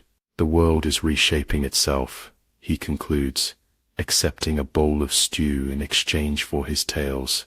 Those with power seek to preserve old patterns, those without imagine new ones. The outcome remains unwritten. You feel eyes turn toward you, Willem and Elsbeth, the informal triumvirate that has guided your community through crisis. The question hangs unspoken. Which world will you choose when spring softens the frozen landscape and connections to the broader realm resume? Later, as the peddler unpacks his wares for trading, you approach with a handful of silver coins, some from your pocket, others contributed by neighbors who understand the value of establishing commercial relationships. The man's eyes widen at the sight of such wealth. He had expected to barter goods for food or lodging, not to receive actual currency, nearly non-existent in many plague-ravaged areas. "Where did you come by these?" he asks, turning a coin to catch the light. "Most places, silver stays buried with its owners or locked in abandoned counting houses. We decided wealth serves no purpose hoarded," you explain simply. "The manor's coffers held more than enough to establish trade while we rebuild." The peddler studies you with new interest. You speak of we as though decisions fall to all, not to lords, or even elected headmen.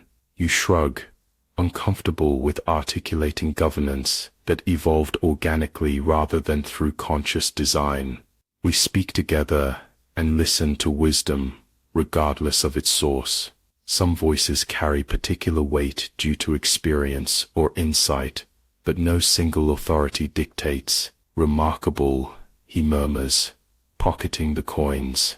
Most places I travel, chaos followed plague until someone, usually whoever commanded remaining armed men, established control. Other communities maintained existing hierarchies, even with new individuals filling vacant positions.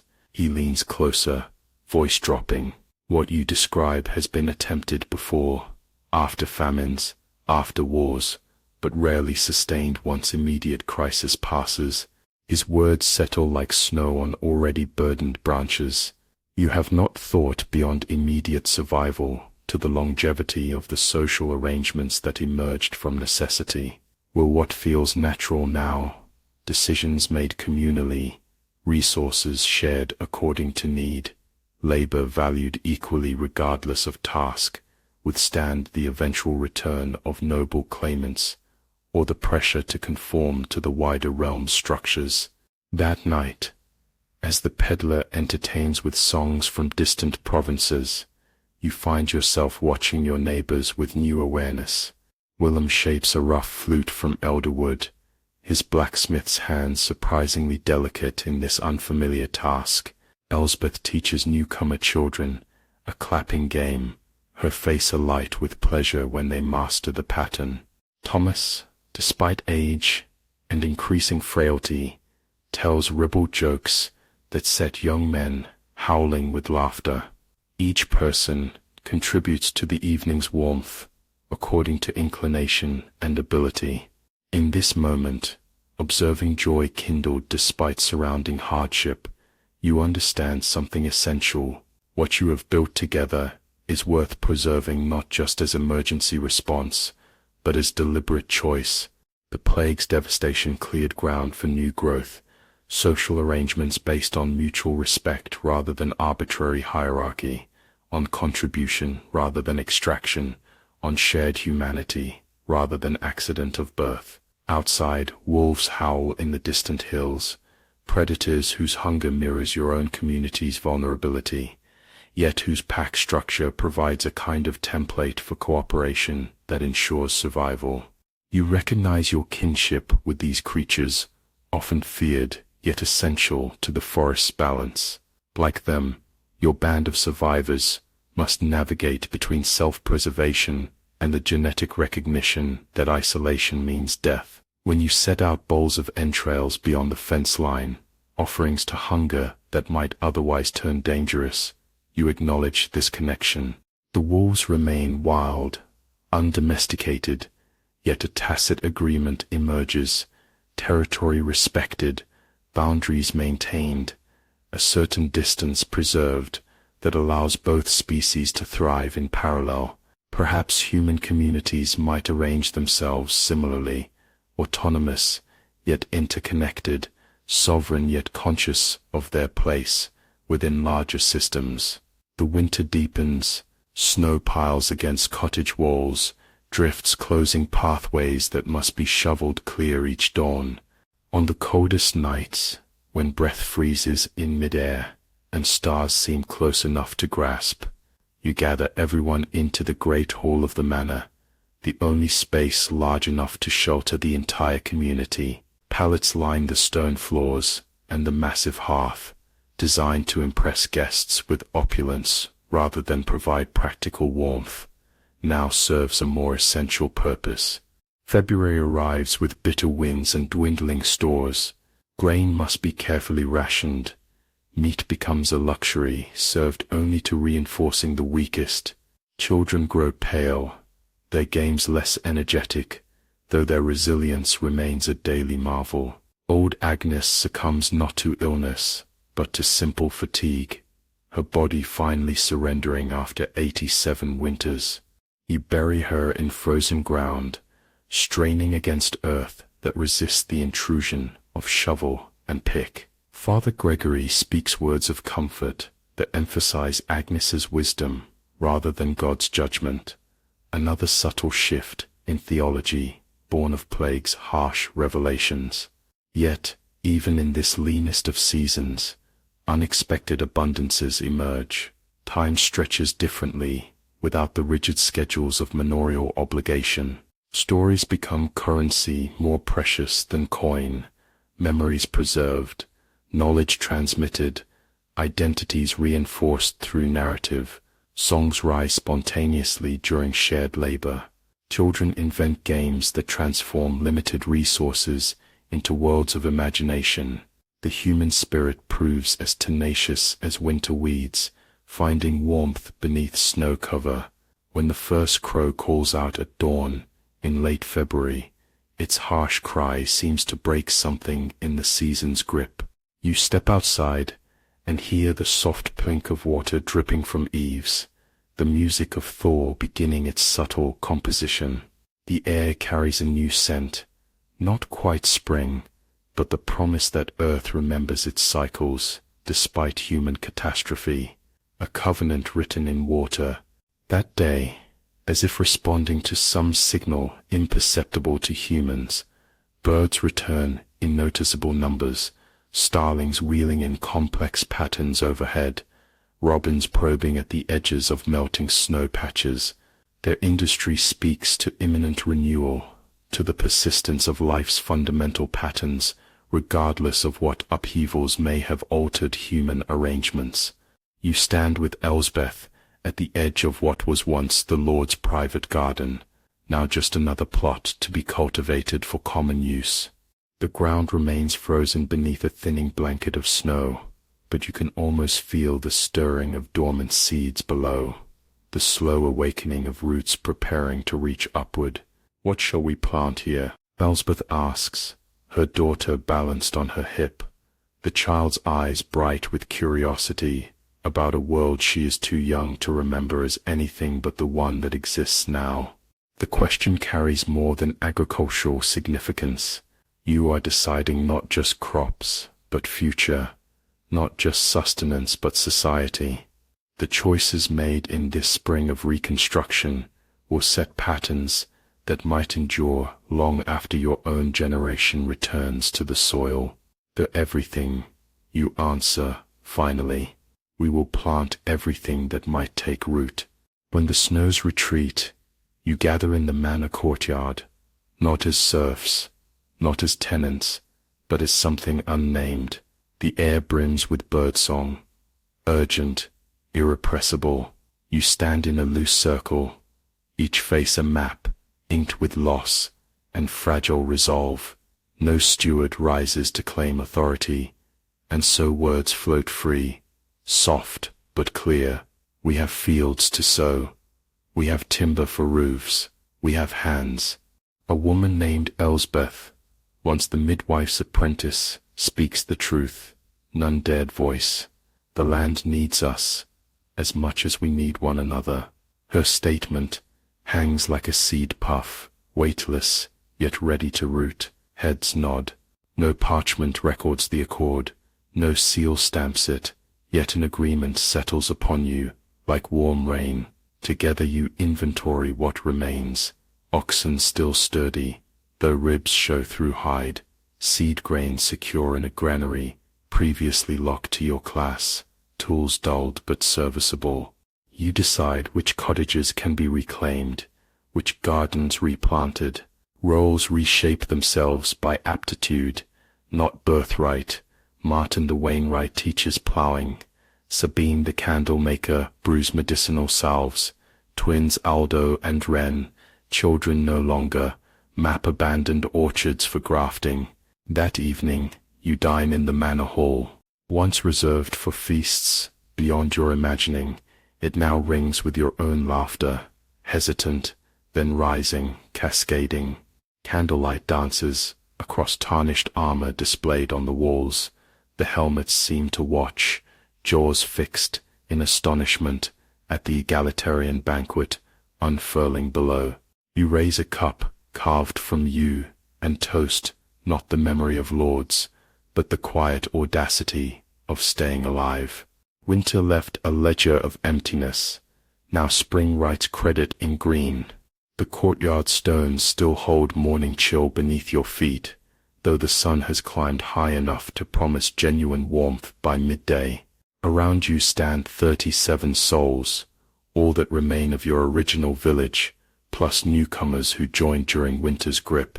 Children squirm at their parents' sides, impatient with ceremony yet sensing its importance. Elders lean on staffs, their faces weathered maps of survival through more than just plague. Willem steps forward, his blacksmith's apron exchanged for a clean tunic that hangs looser than it would have before winter's privations.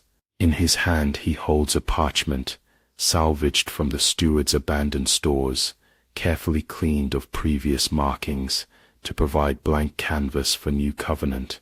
Friends, he begins, voice carrying easily in the courtyard's natural acoustics. We gather to confirm what we have already been living, an agreement between equals about how we will organize our labor, distribute our harvest, and govern our shared enterprise. A murmur rises, not disagreement, but the sound of collective consideration, like bees conferring within their hive. These discussions have occurred throughout winter in smaller groups, around hearth fires, and during shared work. Today merely formalizes what has already taken root in practice. First principle, Willem continues, the land belongs to those who tend it, not by ancient charter or noble grant, but by the honest covenant between human hands and soil that yields to their care. Kids nod. This fundamental reversal of feudal order, land serving people rather than people serving landholders, forms the foundation of your new arrangement.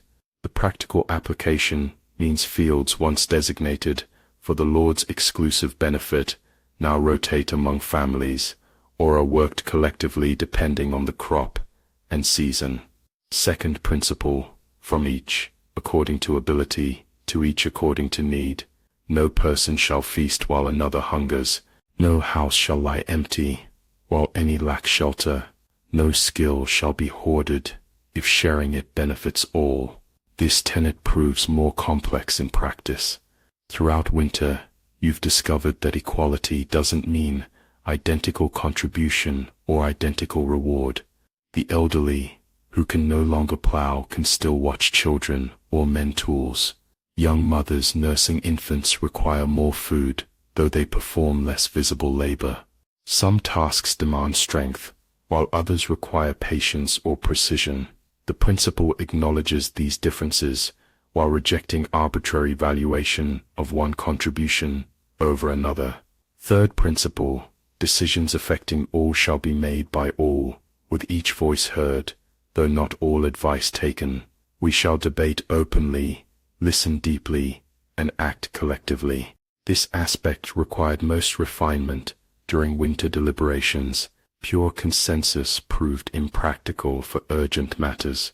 Waiting until everyone agreed meant missing critical planting windows or failing to address immediate threats. Eventually, you developed a system where representatives chosen by demonstrated wisdom rather than self-promotion could decide routine matters, while major changes required broader consultation. Willem continues through 7 principles total, each addressing aspects of your collective life. From education of children, knowledge belongs to all who seek it, to defense against external threats. Every adult shares responsibility for protection, to relationship with neighboring communities. Trade fairly, aid generously, but maintain boundaries. When he finishes, silence holds the courtyard. Then Thomas the Weaver speaks, his voice thin but clear. These words codify what we have learned through suffering, that we need one another more than we need masters, that abundance shared creates more than scarcity hoarded, that human dignity does not flow from titles, but from mutual recognition. Martyr steps forward next. I have delivered 3 generations into this world, some to lords, most to serfs. I testify that neither enters life with inherent right to rule or obligation to serve. This covenant honors nature's truth over man's invention. One by one, others speak, affirming, questioning, refining. Even children contribute perspectives adults might overlook. The discussion continues not for formal approval. No vote will be taken, but to ensure the document reflects collective wisdom rather than individual vision. By midday, when shadows shrink to puddles at your feet, Willem raises the parchment once more. Let this stand as witness to our agreement, not final, for all living things must grow and adapt, but foundational. Those who wish may mark it with name or symbol. A line forms, some sign with careful letters learned in church school, others press inked thumbs to parchment. Children draw simple symbols beside parents' marks, a flower, a star, a bird in flight. Through this act, the covenant transforms from proposal to compact, from idea to commitment. When all have made their marks, Elsbeth steps forward with a small clay vessel containing ill. Let us seal our agreement, not just with marks, but with action, she says. The fields await. Spring will not pause for our deliberation. She dips her fingers into the dark earth and touches them to her forehead, an unconscious echo of church ritual transformed to earthly sacrament. Others follow suit, marking themselves with soil like a baptism into new identity. The symbolism bridges old faith and new covenant, acknowledging continuity even amid profound change. The group disperses toward varied tasks, some to the newly communal granary to collect seed, others to examine plows and harnesses in the manor's equipment sheds, still others to prepare midday meal for later. When hunger overtakes purpose, the division happens organically, without assignment or command. Each person gravitates toward work suited to their strength and skill, confident that others will complement their contribution. You find yourself walking with Willem toward the south fields, where winter wheat, planted before plague's arrival, shows promising green despite months of neglect. The blacksmith's hands look strange, empty of hammer, but his expression conveys the particular satisfaction of creation beyond metal, of helping forge social bonds stronger than iron. Will it hold, you ask quietly, when you're beyond others' hearing? When harvest comes, and some inevitably contribute more labor than others, when winter returns, and scarcity tests our generosity, when the Lord's heir eventually appears to reclaim inheritance. Willem considers before answering, his pace steady, eyes scanning the horizon, where cloud shadows race across distant hillsides. Nothing human is permanent, he says finally. Not manor walls, not class divisions, not even this new arrangement we've crafted. He gestures toward the sprouting field. But seeds, once planted in fertile ground, have their own resilience. Ideas too. You walk in silence then, contemplating how plague's devastating harvest might have planted something unexpected, concepts of community and fairness that, having taken root during crisis, might prove hardy enough to withstand whatever weather comes next. By late afternoon, you've marked the first furrows of spring planting, literal lines drawn across fields that once represented bondage, but now signify possibility. The plow cuts deep, turning winter-dark soil to reveal lighter earth below, a perfect metaphor for the upending of social order that tragedy has permitted. Returning to the village as shadows lengthen, you pass the manor house, where candles now glow in windows that stood dark all winter, not as symbols of aristocratic return but as practical illumination for a structure repurposed as communal space. Inside, some continue the work of cataloging resources, others prepare evening meal in kitchens designed for feasting, while children chase each other through hallways once forbidden to their kind. For this first spring night of official covenant, everyone gathers in the great hall. Trestle tables that once separated lord from servant now form one continuous surface where all sit according to preference rather than rank. The meal is simple: early spring greens, preserved meat, bread made from winter's carefully rationed flour, but flavored with a particular spice of shared accomplishment. Conversation flows freely, punctuated by laughter that would have been unthinkable in this space a year ago. Martin describes finding stores of imported salt in a hidden cellar beneath the steward's quarters. Sabine demonstrates a perfume she's crafted from early violets and beeswax salvaged from abandoned hives. Children race paper boats across puddles deliberately created on the marble floor, their splashing tolerated as innocent play rather than condemned as disorder. At some point, Thomas produces a lute rescued from the lady's solar. Though age has stiffened his fingers, music flows from memory, first gentle ballads that hush conversation, then livelier tunes that draw people to their feet. Dancing erupts, spontaneously, hesitant at first, then increasingly abandoned as bodies remember joy despite circumstance. You find yourself partnered with Elsbeth, her hand lighting yours as you circle among other couples. Her face, illuminated by candlelight, shows something beyond mere happiness, a fierce satisfaction at witnessing theory transform into lived reality. "Look at us," she says during a pause between dances, gesturing to the villagers, now temporarily equals in celebration as they have become in governance.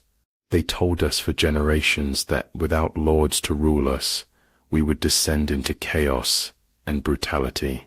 Yet here we stand, organizing ourselves with more compassion and wisdom than any steward ever demonstrated."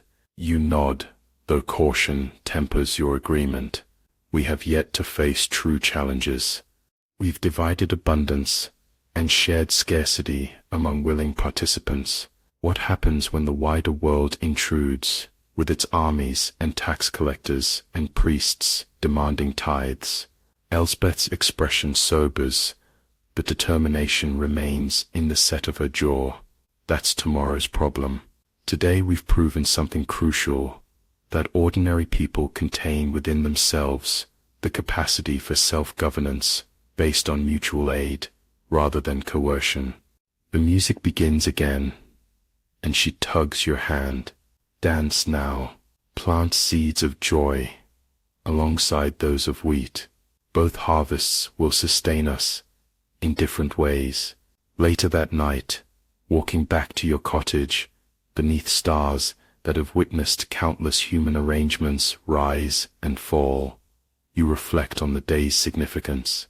The covenant signed in the courtyard represents not just practical organization, but profound conceptual shift from vertical hierarchies with power flowing downward to horizontal networks where authority emerges from collective wisdom.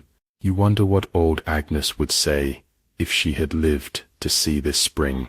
Probably something cryptic yet insightful about cycles and balance, about how extremes of inequality eventually correct themselves, like fever breaking or floods receding. Nature abhors imbalance. Perhaps human society follows similar principles over sufficient time. At your threshold, you pause to listen to night sounds returning with spring, frogs beginning their chorus in distant ponds, an owl's questioning call, the rustle of small creatures in hedgerows. The world continues its ancient patterns regardless of human drama. Stars wheel overhead, indifferent to who claims land below. Seeds germinate according to their own timing, not human decree.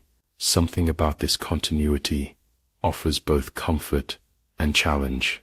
Your new covenant attempts to align more closely with natural principles, sustainability over extraction, cooperation over dominance, cyclical renewal over linear acquisition. Whether this approach proves more resilient than the feudal system it replaces remains for history to judge. For tonight it is enough to have begun, to have planted both literal and figurative seeds that might, with proper tending, yield harvests beyond imagination. You enter your cottage, where embers still glow in the hearth. Tomorrow brings more furrows to plow, more decisions to make collectively, more balance to negotiate between individual desire and communal need. But tonight you have danced in a hall where your ancestors stood only to serve. You have signed your name to principles they could barely conceive. You have helped craft a world where your children might grow without believing their worth depends on birth rather than contribution. The plague has exacted terrible cost, graves still fresh, memory still raw, grief still a daily companion. But from this devastation has emerged possibility, the inheritance of absence transformed into presence of new potential, into reimagining of what humans might create together when artificial barriers dissolve. As sleep approaches, you remember the ribbon tied to the wayfarer's shrine months ago, red as heart's blood, fluttering like persistent hope. You made a pact, then to remember the path, even when no one else walked it. Now others walk alongside you, not following but co-creating the way forward. It seems a covenant worth keeping. Every dawn costs the night its secrets. Pay gladly. Word travels saddle fast across counties that your valley trades fair and pays well.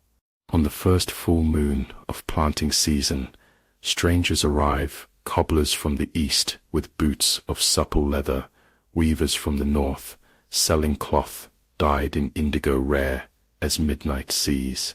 They expect the old hierarchy, deference, prying tolls, the lurking menace of gallows.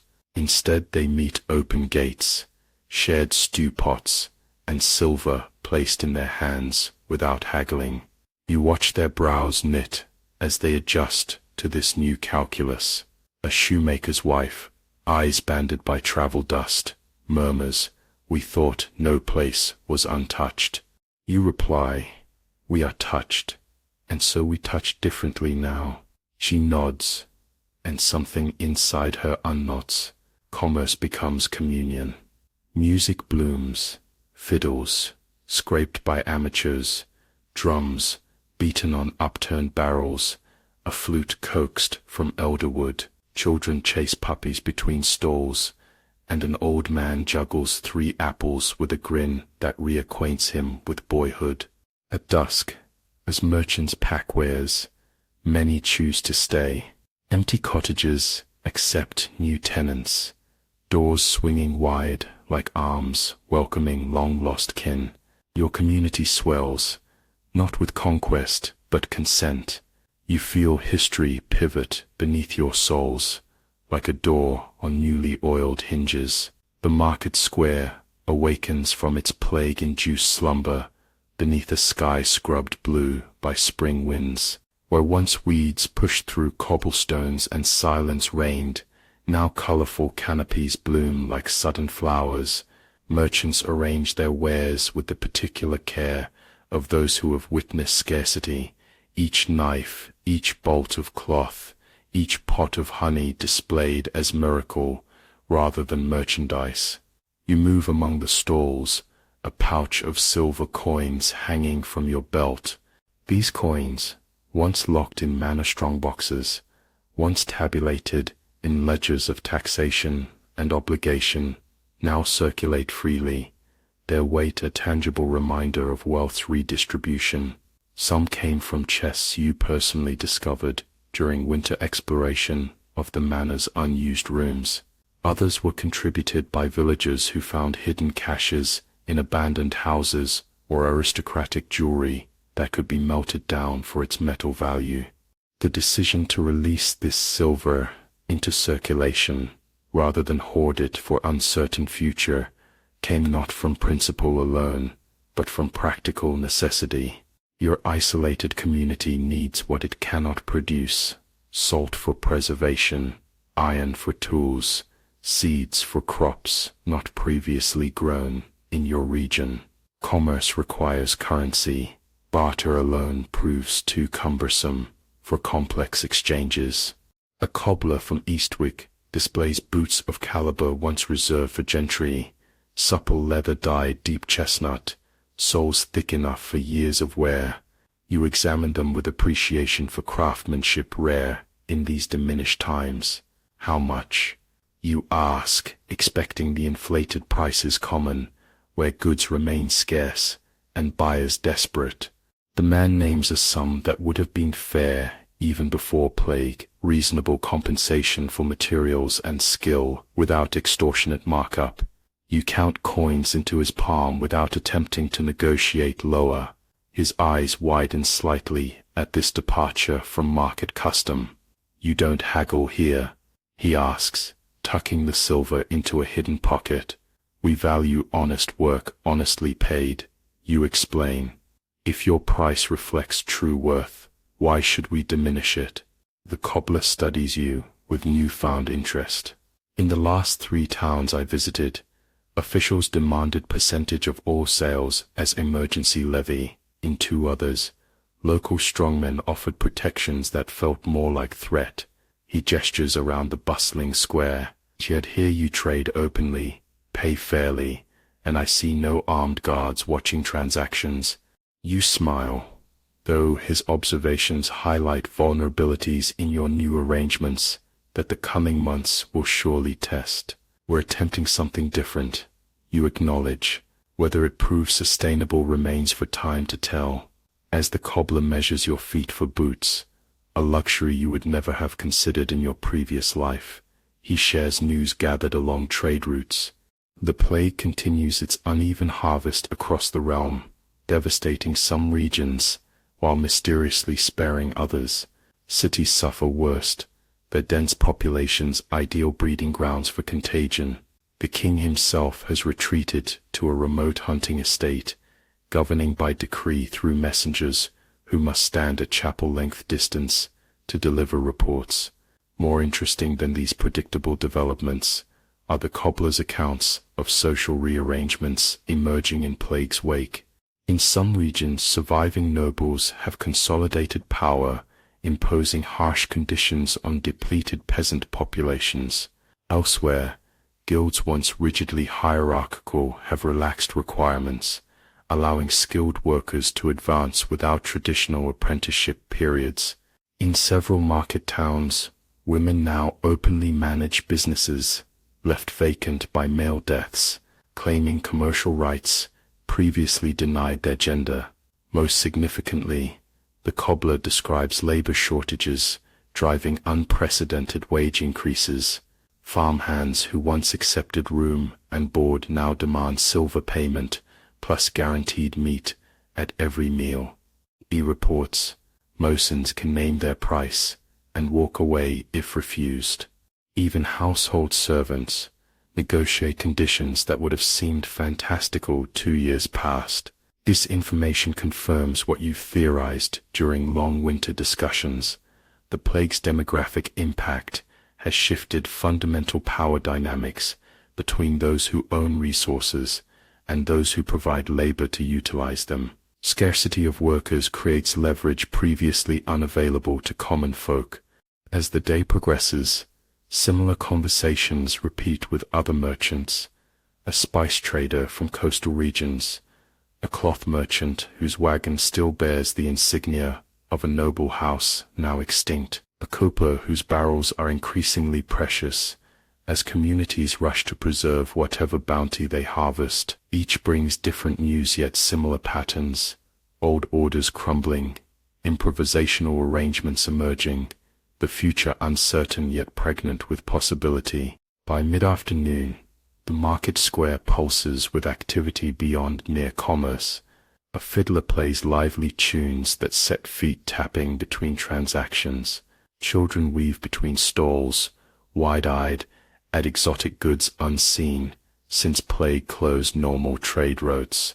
Cooking fires send fragrant smoke skyward as villagers prepare a communal meal to which all, residents and visitors alike, are invited. You notice Willem deep in conversation with an ironmonger, whose wagon displays tools of quality far exceeding local production capability. The blacksmith's expression shows professional appreciation mixed with calculation, mentally converting available village resources into purchases that will enhance collective productivity. Nearby, Elsbeth examines bolts of linen, while explaining to the merchant your community's innovative flax processing technique developed during winter isolation. What strikes you most forcefully about these interactions is their fundamental equality. Your villagers approach traders not as supplicants grateful for access to markets, but as discerning customers whose silver carries persuasive weight, and the merchants initially cautious about trading in a community without traditional authority structures gradually relax as they recognize the advantages of straightforward exchange unencumbered by aristocratic price fixing or official interference. As sunset approaches, transforming the market square into a tableau of lengthening shadows and golden light, an unexpected transformation occurs. What began as purely commercial gathering shifts into something resembling celebration. The fiddler is joined by a flute player from among the visiting merchants. Someone produces drums fashioned from tightly stretched leather over empty barrels. Music rises, infectious and insistent. Soon dancing erupts, spontaneous circles forming then dissolving as participants switch partners. The cobbler, who measured your feet earlier, now twirls a village girl, whose laughter rings like small bells. The weaver's assistant teaches local children a clapping game from northern provinces. The spice merchant shares exotic tales of ports, where ships arrive bearing silks and mysteries from lands beyond any map you've seen. What unfolds before you is commerce transformed into communion, human connection flowing alongside goods and currency, information exchanged as valuable as silver. In this moment of shared joy, amid continuing uncertainty, you glimpse something of what your new covenant might ultimately offer, not just fairer distribution of resources, but revitalized sense of community, transcending traditional divisions. Later, as merchants begin packing unsold wares into wagons, you're surprised to observe several engaging in earnest conversation with Willem and Elsbeth. When you approach, the cobbler explains, "We've been discussing possibility of remaining here rather than continuing our circuit, at least through planting season," adds the cloth merchant's wife, "perhaps longer, if arrangements prove mutually beneficial." You look to Willem, who elaborates, "They bring skills our community needs." The cobbler can train apprentices in leatherwork. The weaver knows techniques for cloth far superior to our homespun. The cooper's expertise will prove invaluable when harvest comes. And you offer something increasingly rare, the cobbler says, safety without subjugation, fair exchange without extortion, community without the strict hierarchies re-establishing themselves elsewhere. What follows is impromptu council meeting, as other villagers join the discussion. Available housing is assessed, empty cottages requiring varying degrees of repair. Potential contributions of each newcomer are considered alongside resources required for their integration. Questions arise about adherence to community principles, about whether these strangers truly understand the social covenant they would be joining. No immediate decision is reached, nor should it be. Your governance model requires deliberation rather than decree, but provisional agreement emerges. Those wishing to stay may do so initially as guests, participating in communal labor while community evaluates compatibility. After suitable period, more permanent arrangements can be considered. As darkness descends fully, transformed Market Square glows with dozens of small fires where groups gather for evening meal. Boundaries between residents and visitors blur as food is shared, stories exchanged, possibilities explored. Children fall asleep in laps, not belonging to their parents. Elders teach songs to young merchants whose own grandparents perished in plague's first wave. Knowledge flows multi-directionally, village wisdom meeting cosmopolitan experience in fertile exchange. Walking home under star-strewn sky, you reflect on the day's significance. What began as practical necessity, establishing trade connections for community survival, has evolved into something more profound, the expansion of your social experiment beyond isolated valley to include those who carry news of it to distant regions. The merchants who choose to stay will bring not just skills, but perspectives shaped by wider world. Those who depart tomorrow will carry tales of a community organizing itself according to principles at odds with traditional power structures. Either way, the borders of your endeavor have expanded, conceptually if not territorially. Later that night, unable to sleep despite physical exhaustion, you sit at your cottage window, watching moonlight transform familiar landscape into silver dreamscape. The day's events replay in your mind, possibilities branching like lightning across storm clouds. You realize your community stands at critical juncture, no longer merely surviving plague's aftermath, but actively constructing alternative future. This pivot from reactive to proactive stance brings both opportunity and danger. The wider world, with its entrenched powers and traditional hierarchies, will eventually take notice of your experiment. Lords whose authority derives from ancient charters will not readily accept commoners claiming land through simple occupancy. Church authorities may question spiritual implications of governance without divine right underpinnings. Royal officials will eventually seek taxes from territory technically still within crown jurisdiction. Yet something fundamental has shifted in the realm's social foundation, a crack running through assumptions once considered immutable as bedrock. The plague's demographic impact has created leverage for common folk unavailable in living memory. If similar experiments emerge elsewhere, and the merchants' reports suggest they might, perhaps critical mass of change becomes possible. You recall an observation from old Agnes during her final winter. Power isn't something nobles possess, and peasants lack, she had said, gnarled hands continuing to card wool even as wisdom flowed. Power is agreement about who may do what, to whom. When agreement changes, everything changes.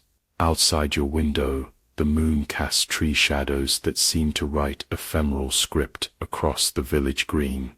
You imagine these shadow letters spelling out questions that have no simple answers. How does one protect fragile new social arrangements without adopting the very coercive methods they seek to replace? How does community maintain internal cohesion while absorbing newcomers with different experiences and expectations? How does leadership remain responsive rather than calcifying into new hierarchy? These questions will find answers not in single revelation, but through ongoing practice, through daily recommitment to principles, through conflicts resolved collectively, through adjustments made as circumstance demands. The covenant signed in Manor Courtyard represents not fixed destination, but compass for navigation through unmapped territory. Dawn approaches, eastern sky lightening to pearl. The market day's success has demonstrated your community's ability to engage with wider world without compromising core values. Each merchant who experienced fair trade, each visitor who witnessed governance without lords, each potential new resident contemplating different social arrangement, all carry seeds of possibility beyond your valley borders. You think of the ribbon tied months ago to Wayfarer's shrine, faded now but still visible, marking path between old world and new. That symbolic act finds concrete expression in today's market exchanges, in decisions about who may join your community, in negotiations that recognize fundamental human equality without ignoring differences in contribution. As first birdsong announces imminent sunrise, you finally seek your bed, body demanding rest, though mind continues its restless exploration of possibilities. Tomorrow brings resumed planting, integration of newcomers, ongoing implementation of principles easier to articulate than practice. But tonight has demonstrated something crucial. Your experiment has currency beyond its borders, value recognized by those with different experiences, yet similar hunger for more equitable social arrangements. History pivots beneath your feet, hinges oiled by necessity, by possibility, by collective recognition. That absence of old authority creates space for new covenant. The door swings open not to perfect world, but to one you help create with each choice, each exchange, each reimagining of what humans might owe one another. Commerce has become communion, has become quiet, revolution, silver changing hands, ideas changing minds, hope changing what seems possible. You sleep at last, dreaming of market squares, where worth is measured in more than coin, where every exchange acknowledges the fundamental dignity of participants, where absence of lords doesn't mean absence of order, but presence of more authentic authority, the collective wisdom of those who actually work the land they stand upon. The midsummer sun hangs rich and molten above the valley, spilling heat like amber over every leaf and lintel. You stand at the crest of a freshly carved irrigation ditch, water glimmering through dark soil, a silver serpent finding its way home.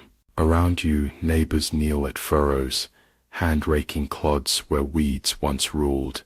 What was fallow wakes in green tremors, plants quivering as if remembering the very idea of growth.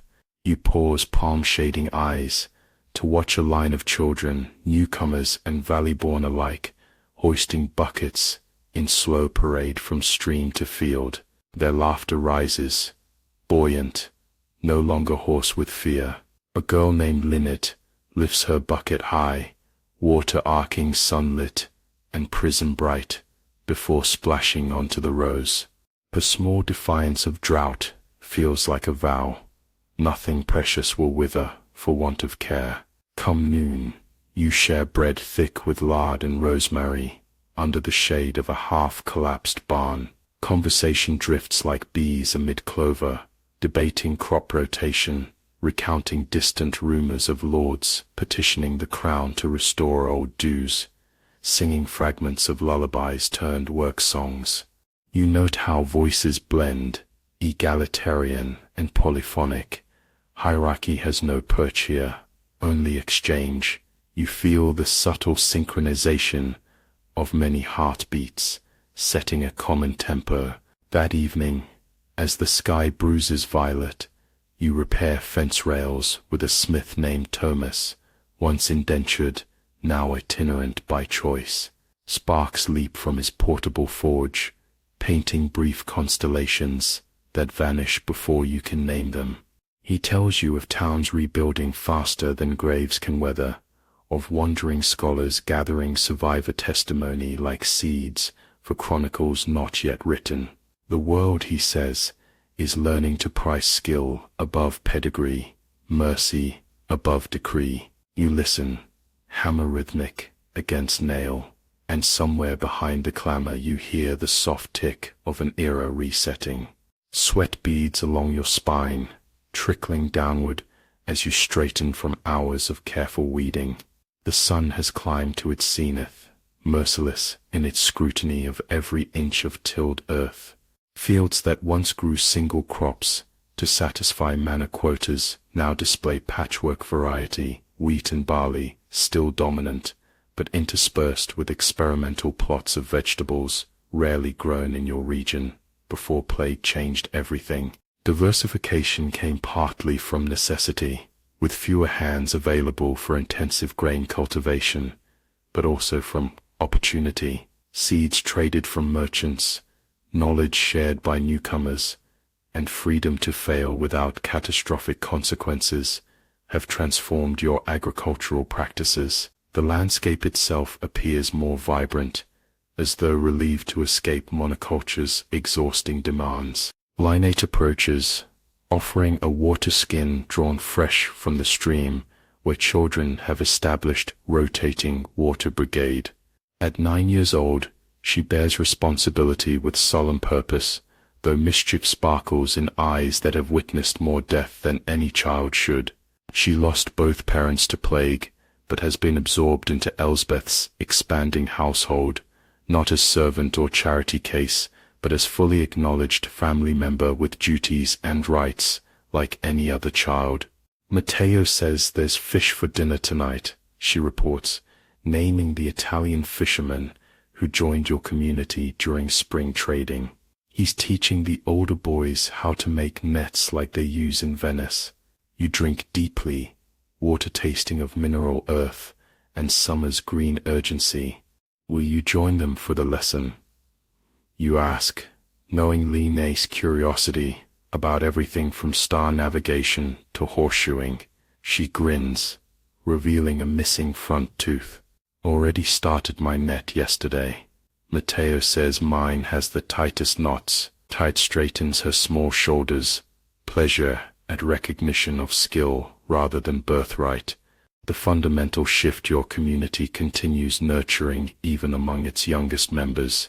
As Lynette scampers off to offer water to others working nearby, you survey the valley spread below your hillside position. From this vantage, transformation becomes visible in ways daily immersion might miss. The manor still stands as physical reminder of previous social organization, but its purpose has fundamentally shifted, no longer center of authority but communal resource utilized for collective benefit.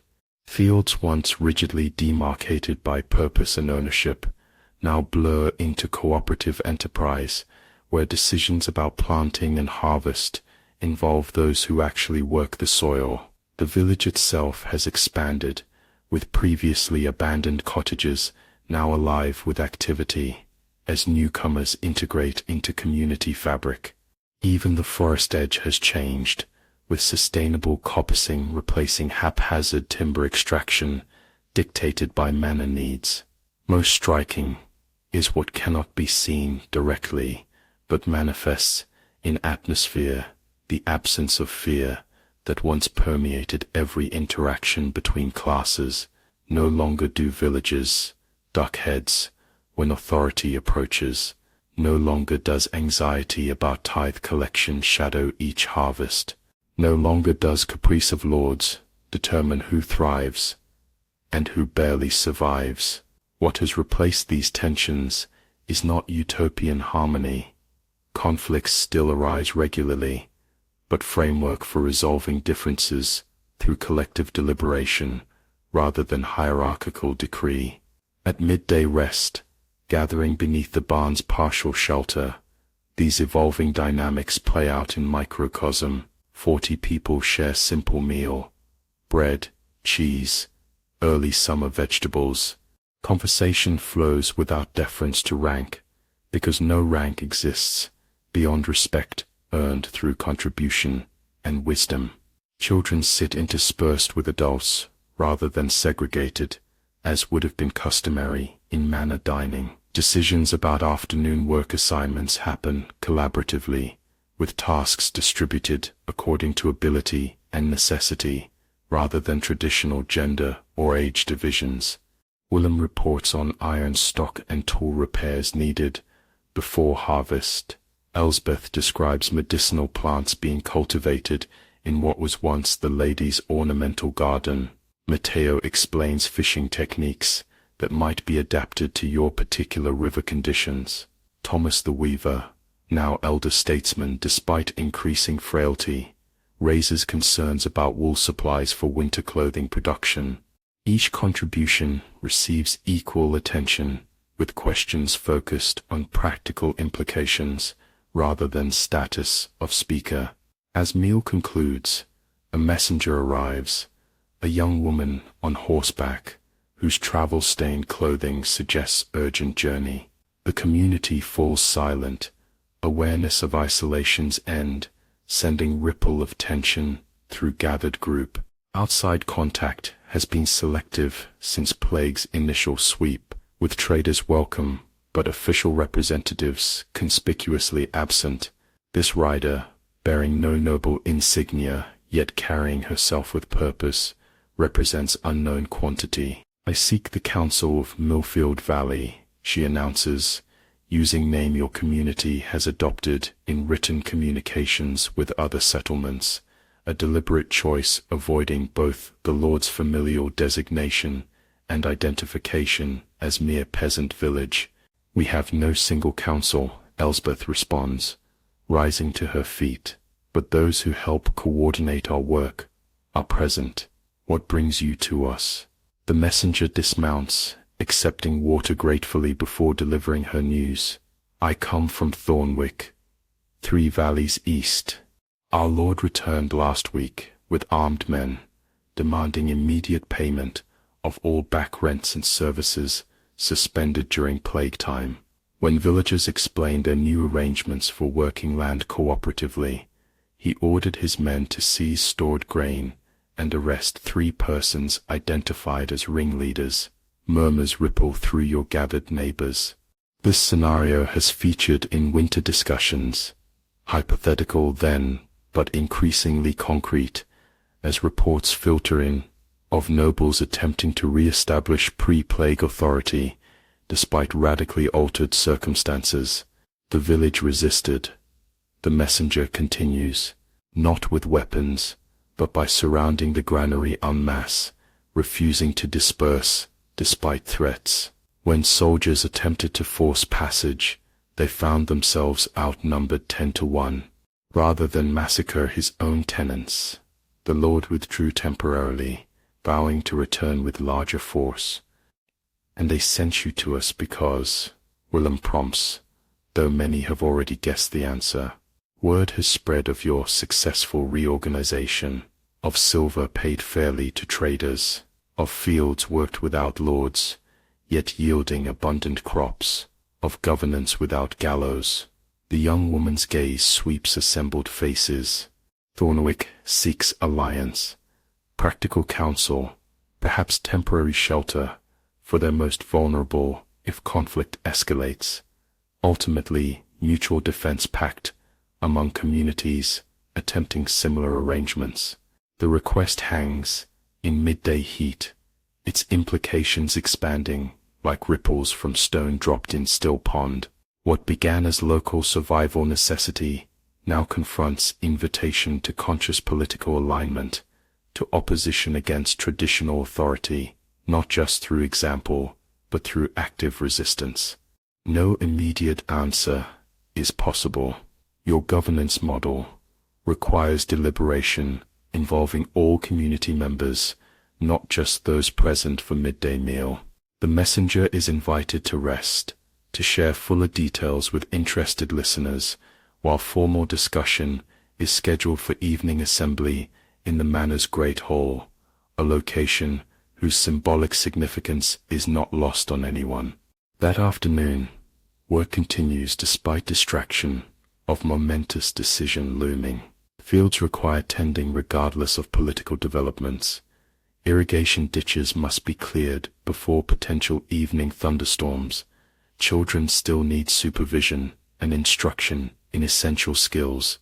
Yet beneath routine activities runs current of heightened awareness, sense that actions once primarily about survival now carry broader implications. You find yourself repairing fence alongside Thomas, the traveling smith, who chose to settle in your community after spring trading. His perspective proves valuable precisely because it bridges worlds. He has witnessed developments across multiple regions, while maintaining craftsman's practical assessment of material realities. It was inevitable, he comments, hammering nail with practiced efficiency. The old order won't simply dissolve without attempting reassertion. Too much wealth, too much identity, wrapped in traditional arrangements. Do you think direct confrontation wise? You ask, holding rail steady while he secures it. We've built something precious here. Risking it for others' battles seems foolhardy. Thomas pauses, wiping sweat from his brow with forearm. Sparks from his portable forge scatter like earthbound stars, tangible manifestations of transformation through application of heat and pressure. The question isn't whether to engage, but how, he replies finally. Isolation might preserve your experiment temporarily, but eventually armed men will appear at your own boundaries. Better to face challenge through alliance than alone. His words echo others you've heard throughout afternoon, variations on theme of solidarity versus self-preservation. By the time evening assembly gathers in Great Hall, question has evolved from whether to support Thornwick to how such support might be structured without compromising your own community's security and principles. The hall fills beyond capacity as daylight fades, requiring additional benches brought from storage and windows opened wide to accommodate summer heat, intensified by so many bodies. Candles illuminate space where once lords dined separately from servants who attended them.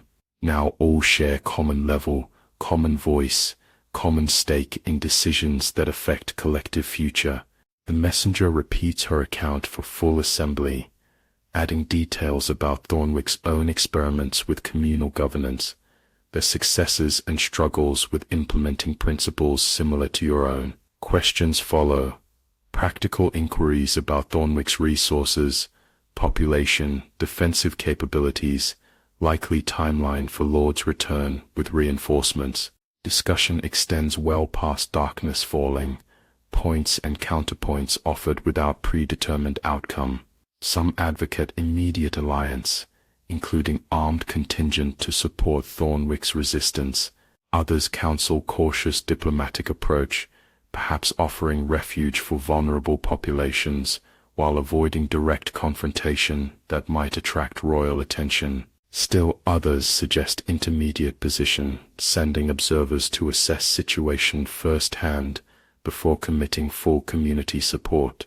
Throughout debate, certain themes emerge consistently. First, recognition that your valley's experiment exists within larger context that cannot be indefinitely ignored.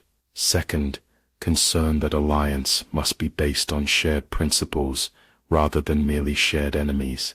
Third, practical assessment of what aid you can realistically provide without endangering your own precarious establishment.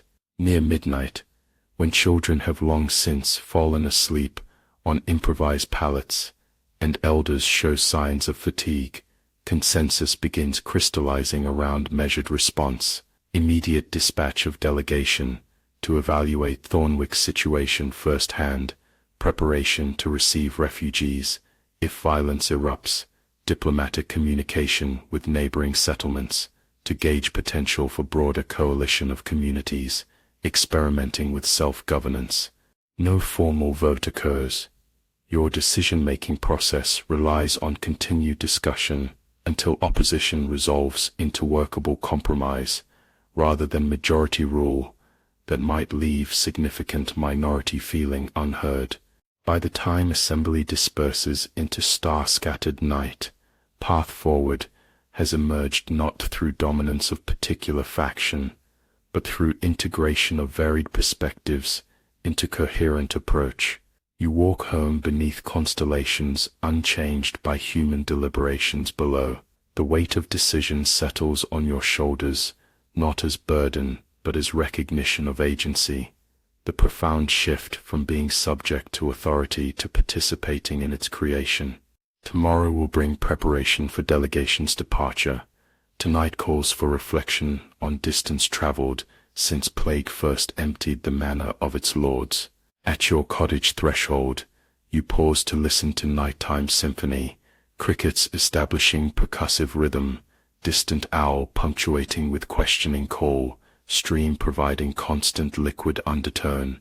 Nature carries on its ancient patterns indifferent to human arrangements, yet providing constant reminder of interdependence that sustains all life. Your community's covenant attempts alignment with these fundamental principles, seeking balance rather than dominance, cooperation rather than extraction, sustainability rather than short-term gain. The messenger from Thornwick inadvertently brought more than request for alliance. She delivered confirmation that your local experiment participates in larger current beginning to flow across regions connected not by nobility's intermarriage, but by common folks' recognition of shared interest. The era ticks forward another notch, clock hands moving almost imperceptibly, yet marking fundamental shift in relationship between those who traditionally commanded and those who traditionally obeyed. As you enter your modest home, lighting single candle that casts elongated shadow across familiar walls, you wonder what autumn will bring, whether harvest will proceed uninterrupted by external threat, whether alliance with similar communities will strengthen or expose vulnerabilities, whether principles articulated in spring's optimism will withstand summer's more complex challenges. The candle flame dances with your exhaled breath, light and shadow engaged in eternal conversation about visibility and obscurity. You recognize similar interplay in your community's development, moments of brilliant clarity about what might be possible, alternating with shadowed uncertainty about practical implementation. Neither represents complete truth. Reality emerges through their interaction. Tomorrow's sun will rise on fields requiring continued care regardless of political developments beyond your valley. Children will still need teaching, meals still need preparing, tools still need maintenance. The quotidian rhythm of survival provides foundation upon which more ambitious social reconstruction builds itself, one decision, one interaction, one day at a time. You prepare for sleep, knowing delegation will depart at dawn. 3 trusted community members carrying formal message of solidarity and practical assessment of how alliance might function. Their journey represents your valley's conscious engagement with wider world after year of necessary introversion focused on internal reconstruction. Outside, night creatures continue their activities, indifferent to human deliberations. Somewhere beyond visible horizon, lords gather forces to reclaim authority, eroded by plague's demographic devastation. Between these powers, nature's indifference, and nobility's determination, your community charts third path based on radical proposition that ordinary people contain within themselves capacity for self-governance, rooted in mutual respect rather than hierarchical command. As sleep finally claims you, last conscious thought acknowledges both peril and possibility inherent in summer's revelations. The quiet revolution spreading through countryside carries no guarantee of success, no assurance that new arrangements will prove more durable than those they replace. Yet something fundamentally valuable has already been achieved, the demonstration, however temporary, that alternatives exist to systems once accepted as inevitable as seasons. The era's subtle tick marks this recognition as irreversible change, knowledge that cannot be unlearned, experience that transforms perception permanently. Whatever comes next, the memory of these days will persist, when common hands held uncommon agency, when absence created possibility, when survival necessitated reimagining of what humans might owe one another. One sultry afternoon you venture back into the manor's abandoned library, intent on rescuing volumes before mildew devours their spines. Dust lies thick as parchment shavings. You slide tomes from shelves, herbals inked with moon phase diagrams, illuminated psalters whose gilt still glints, a ledger chronicling each serf by name, birth, and duty owed.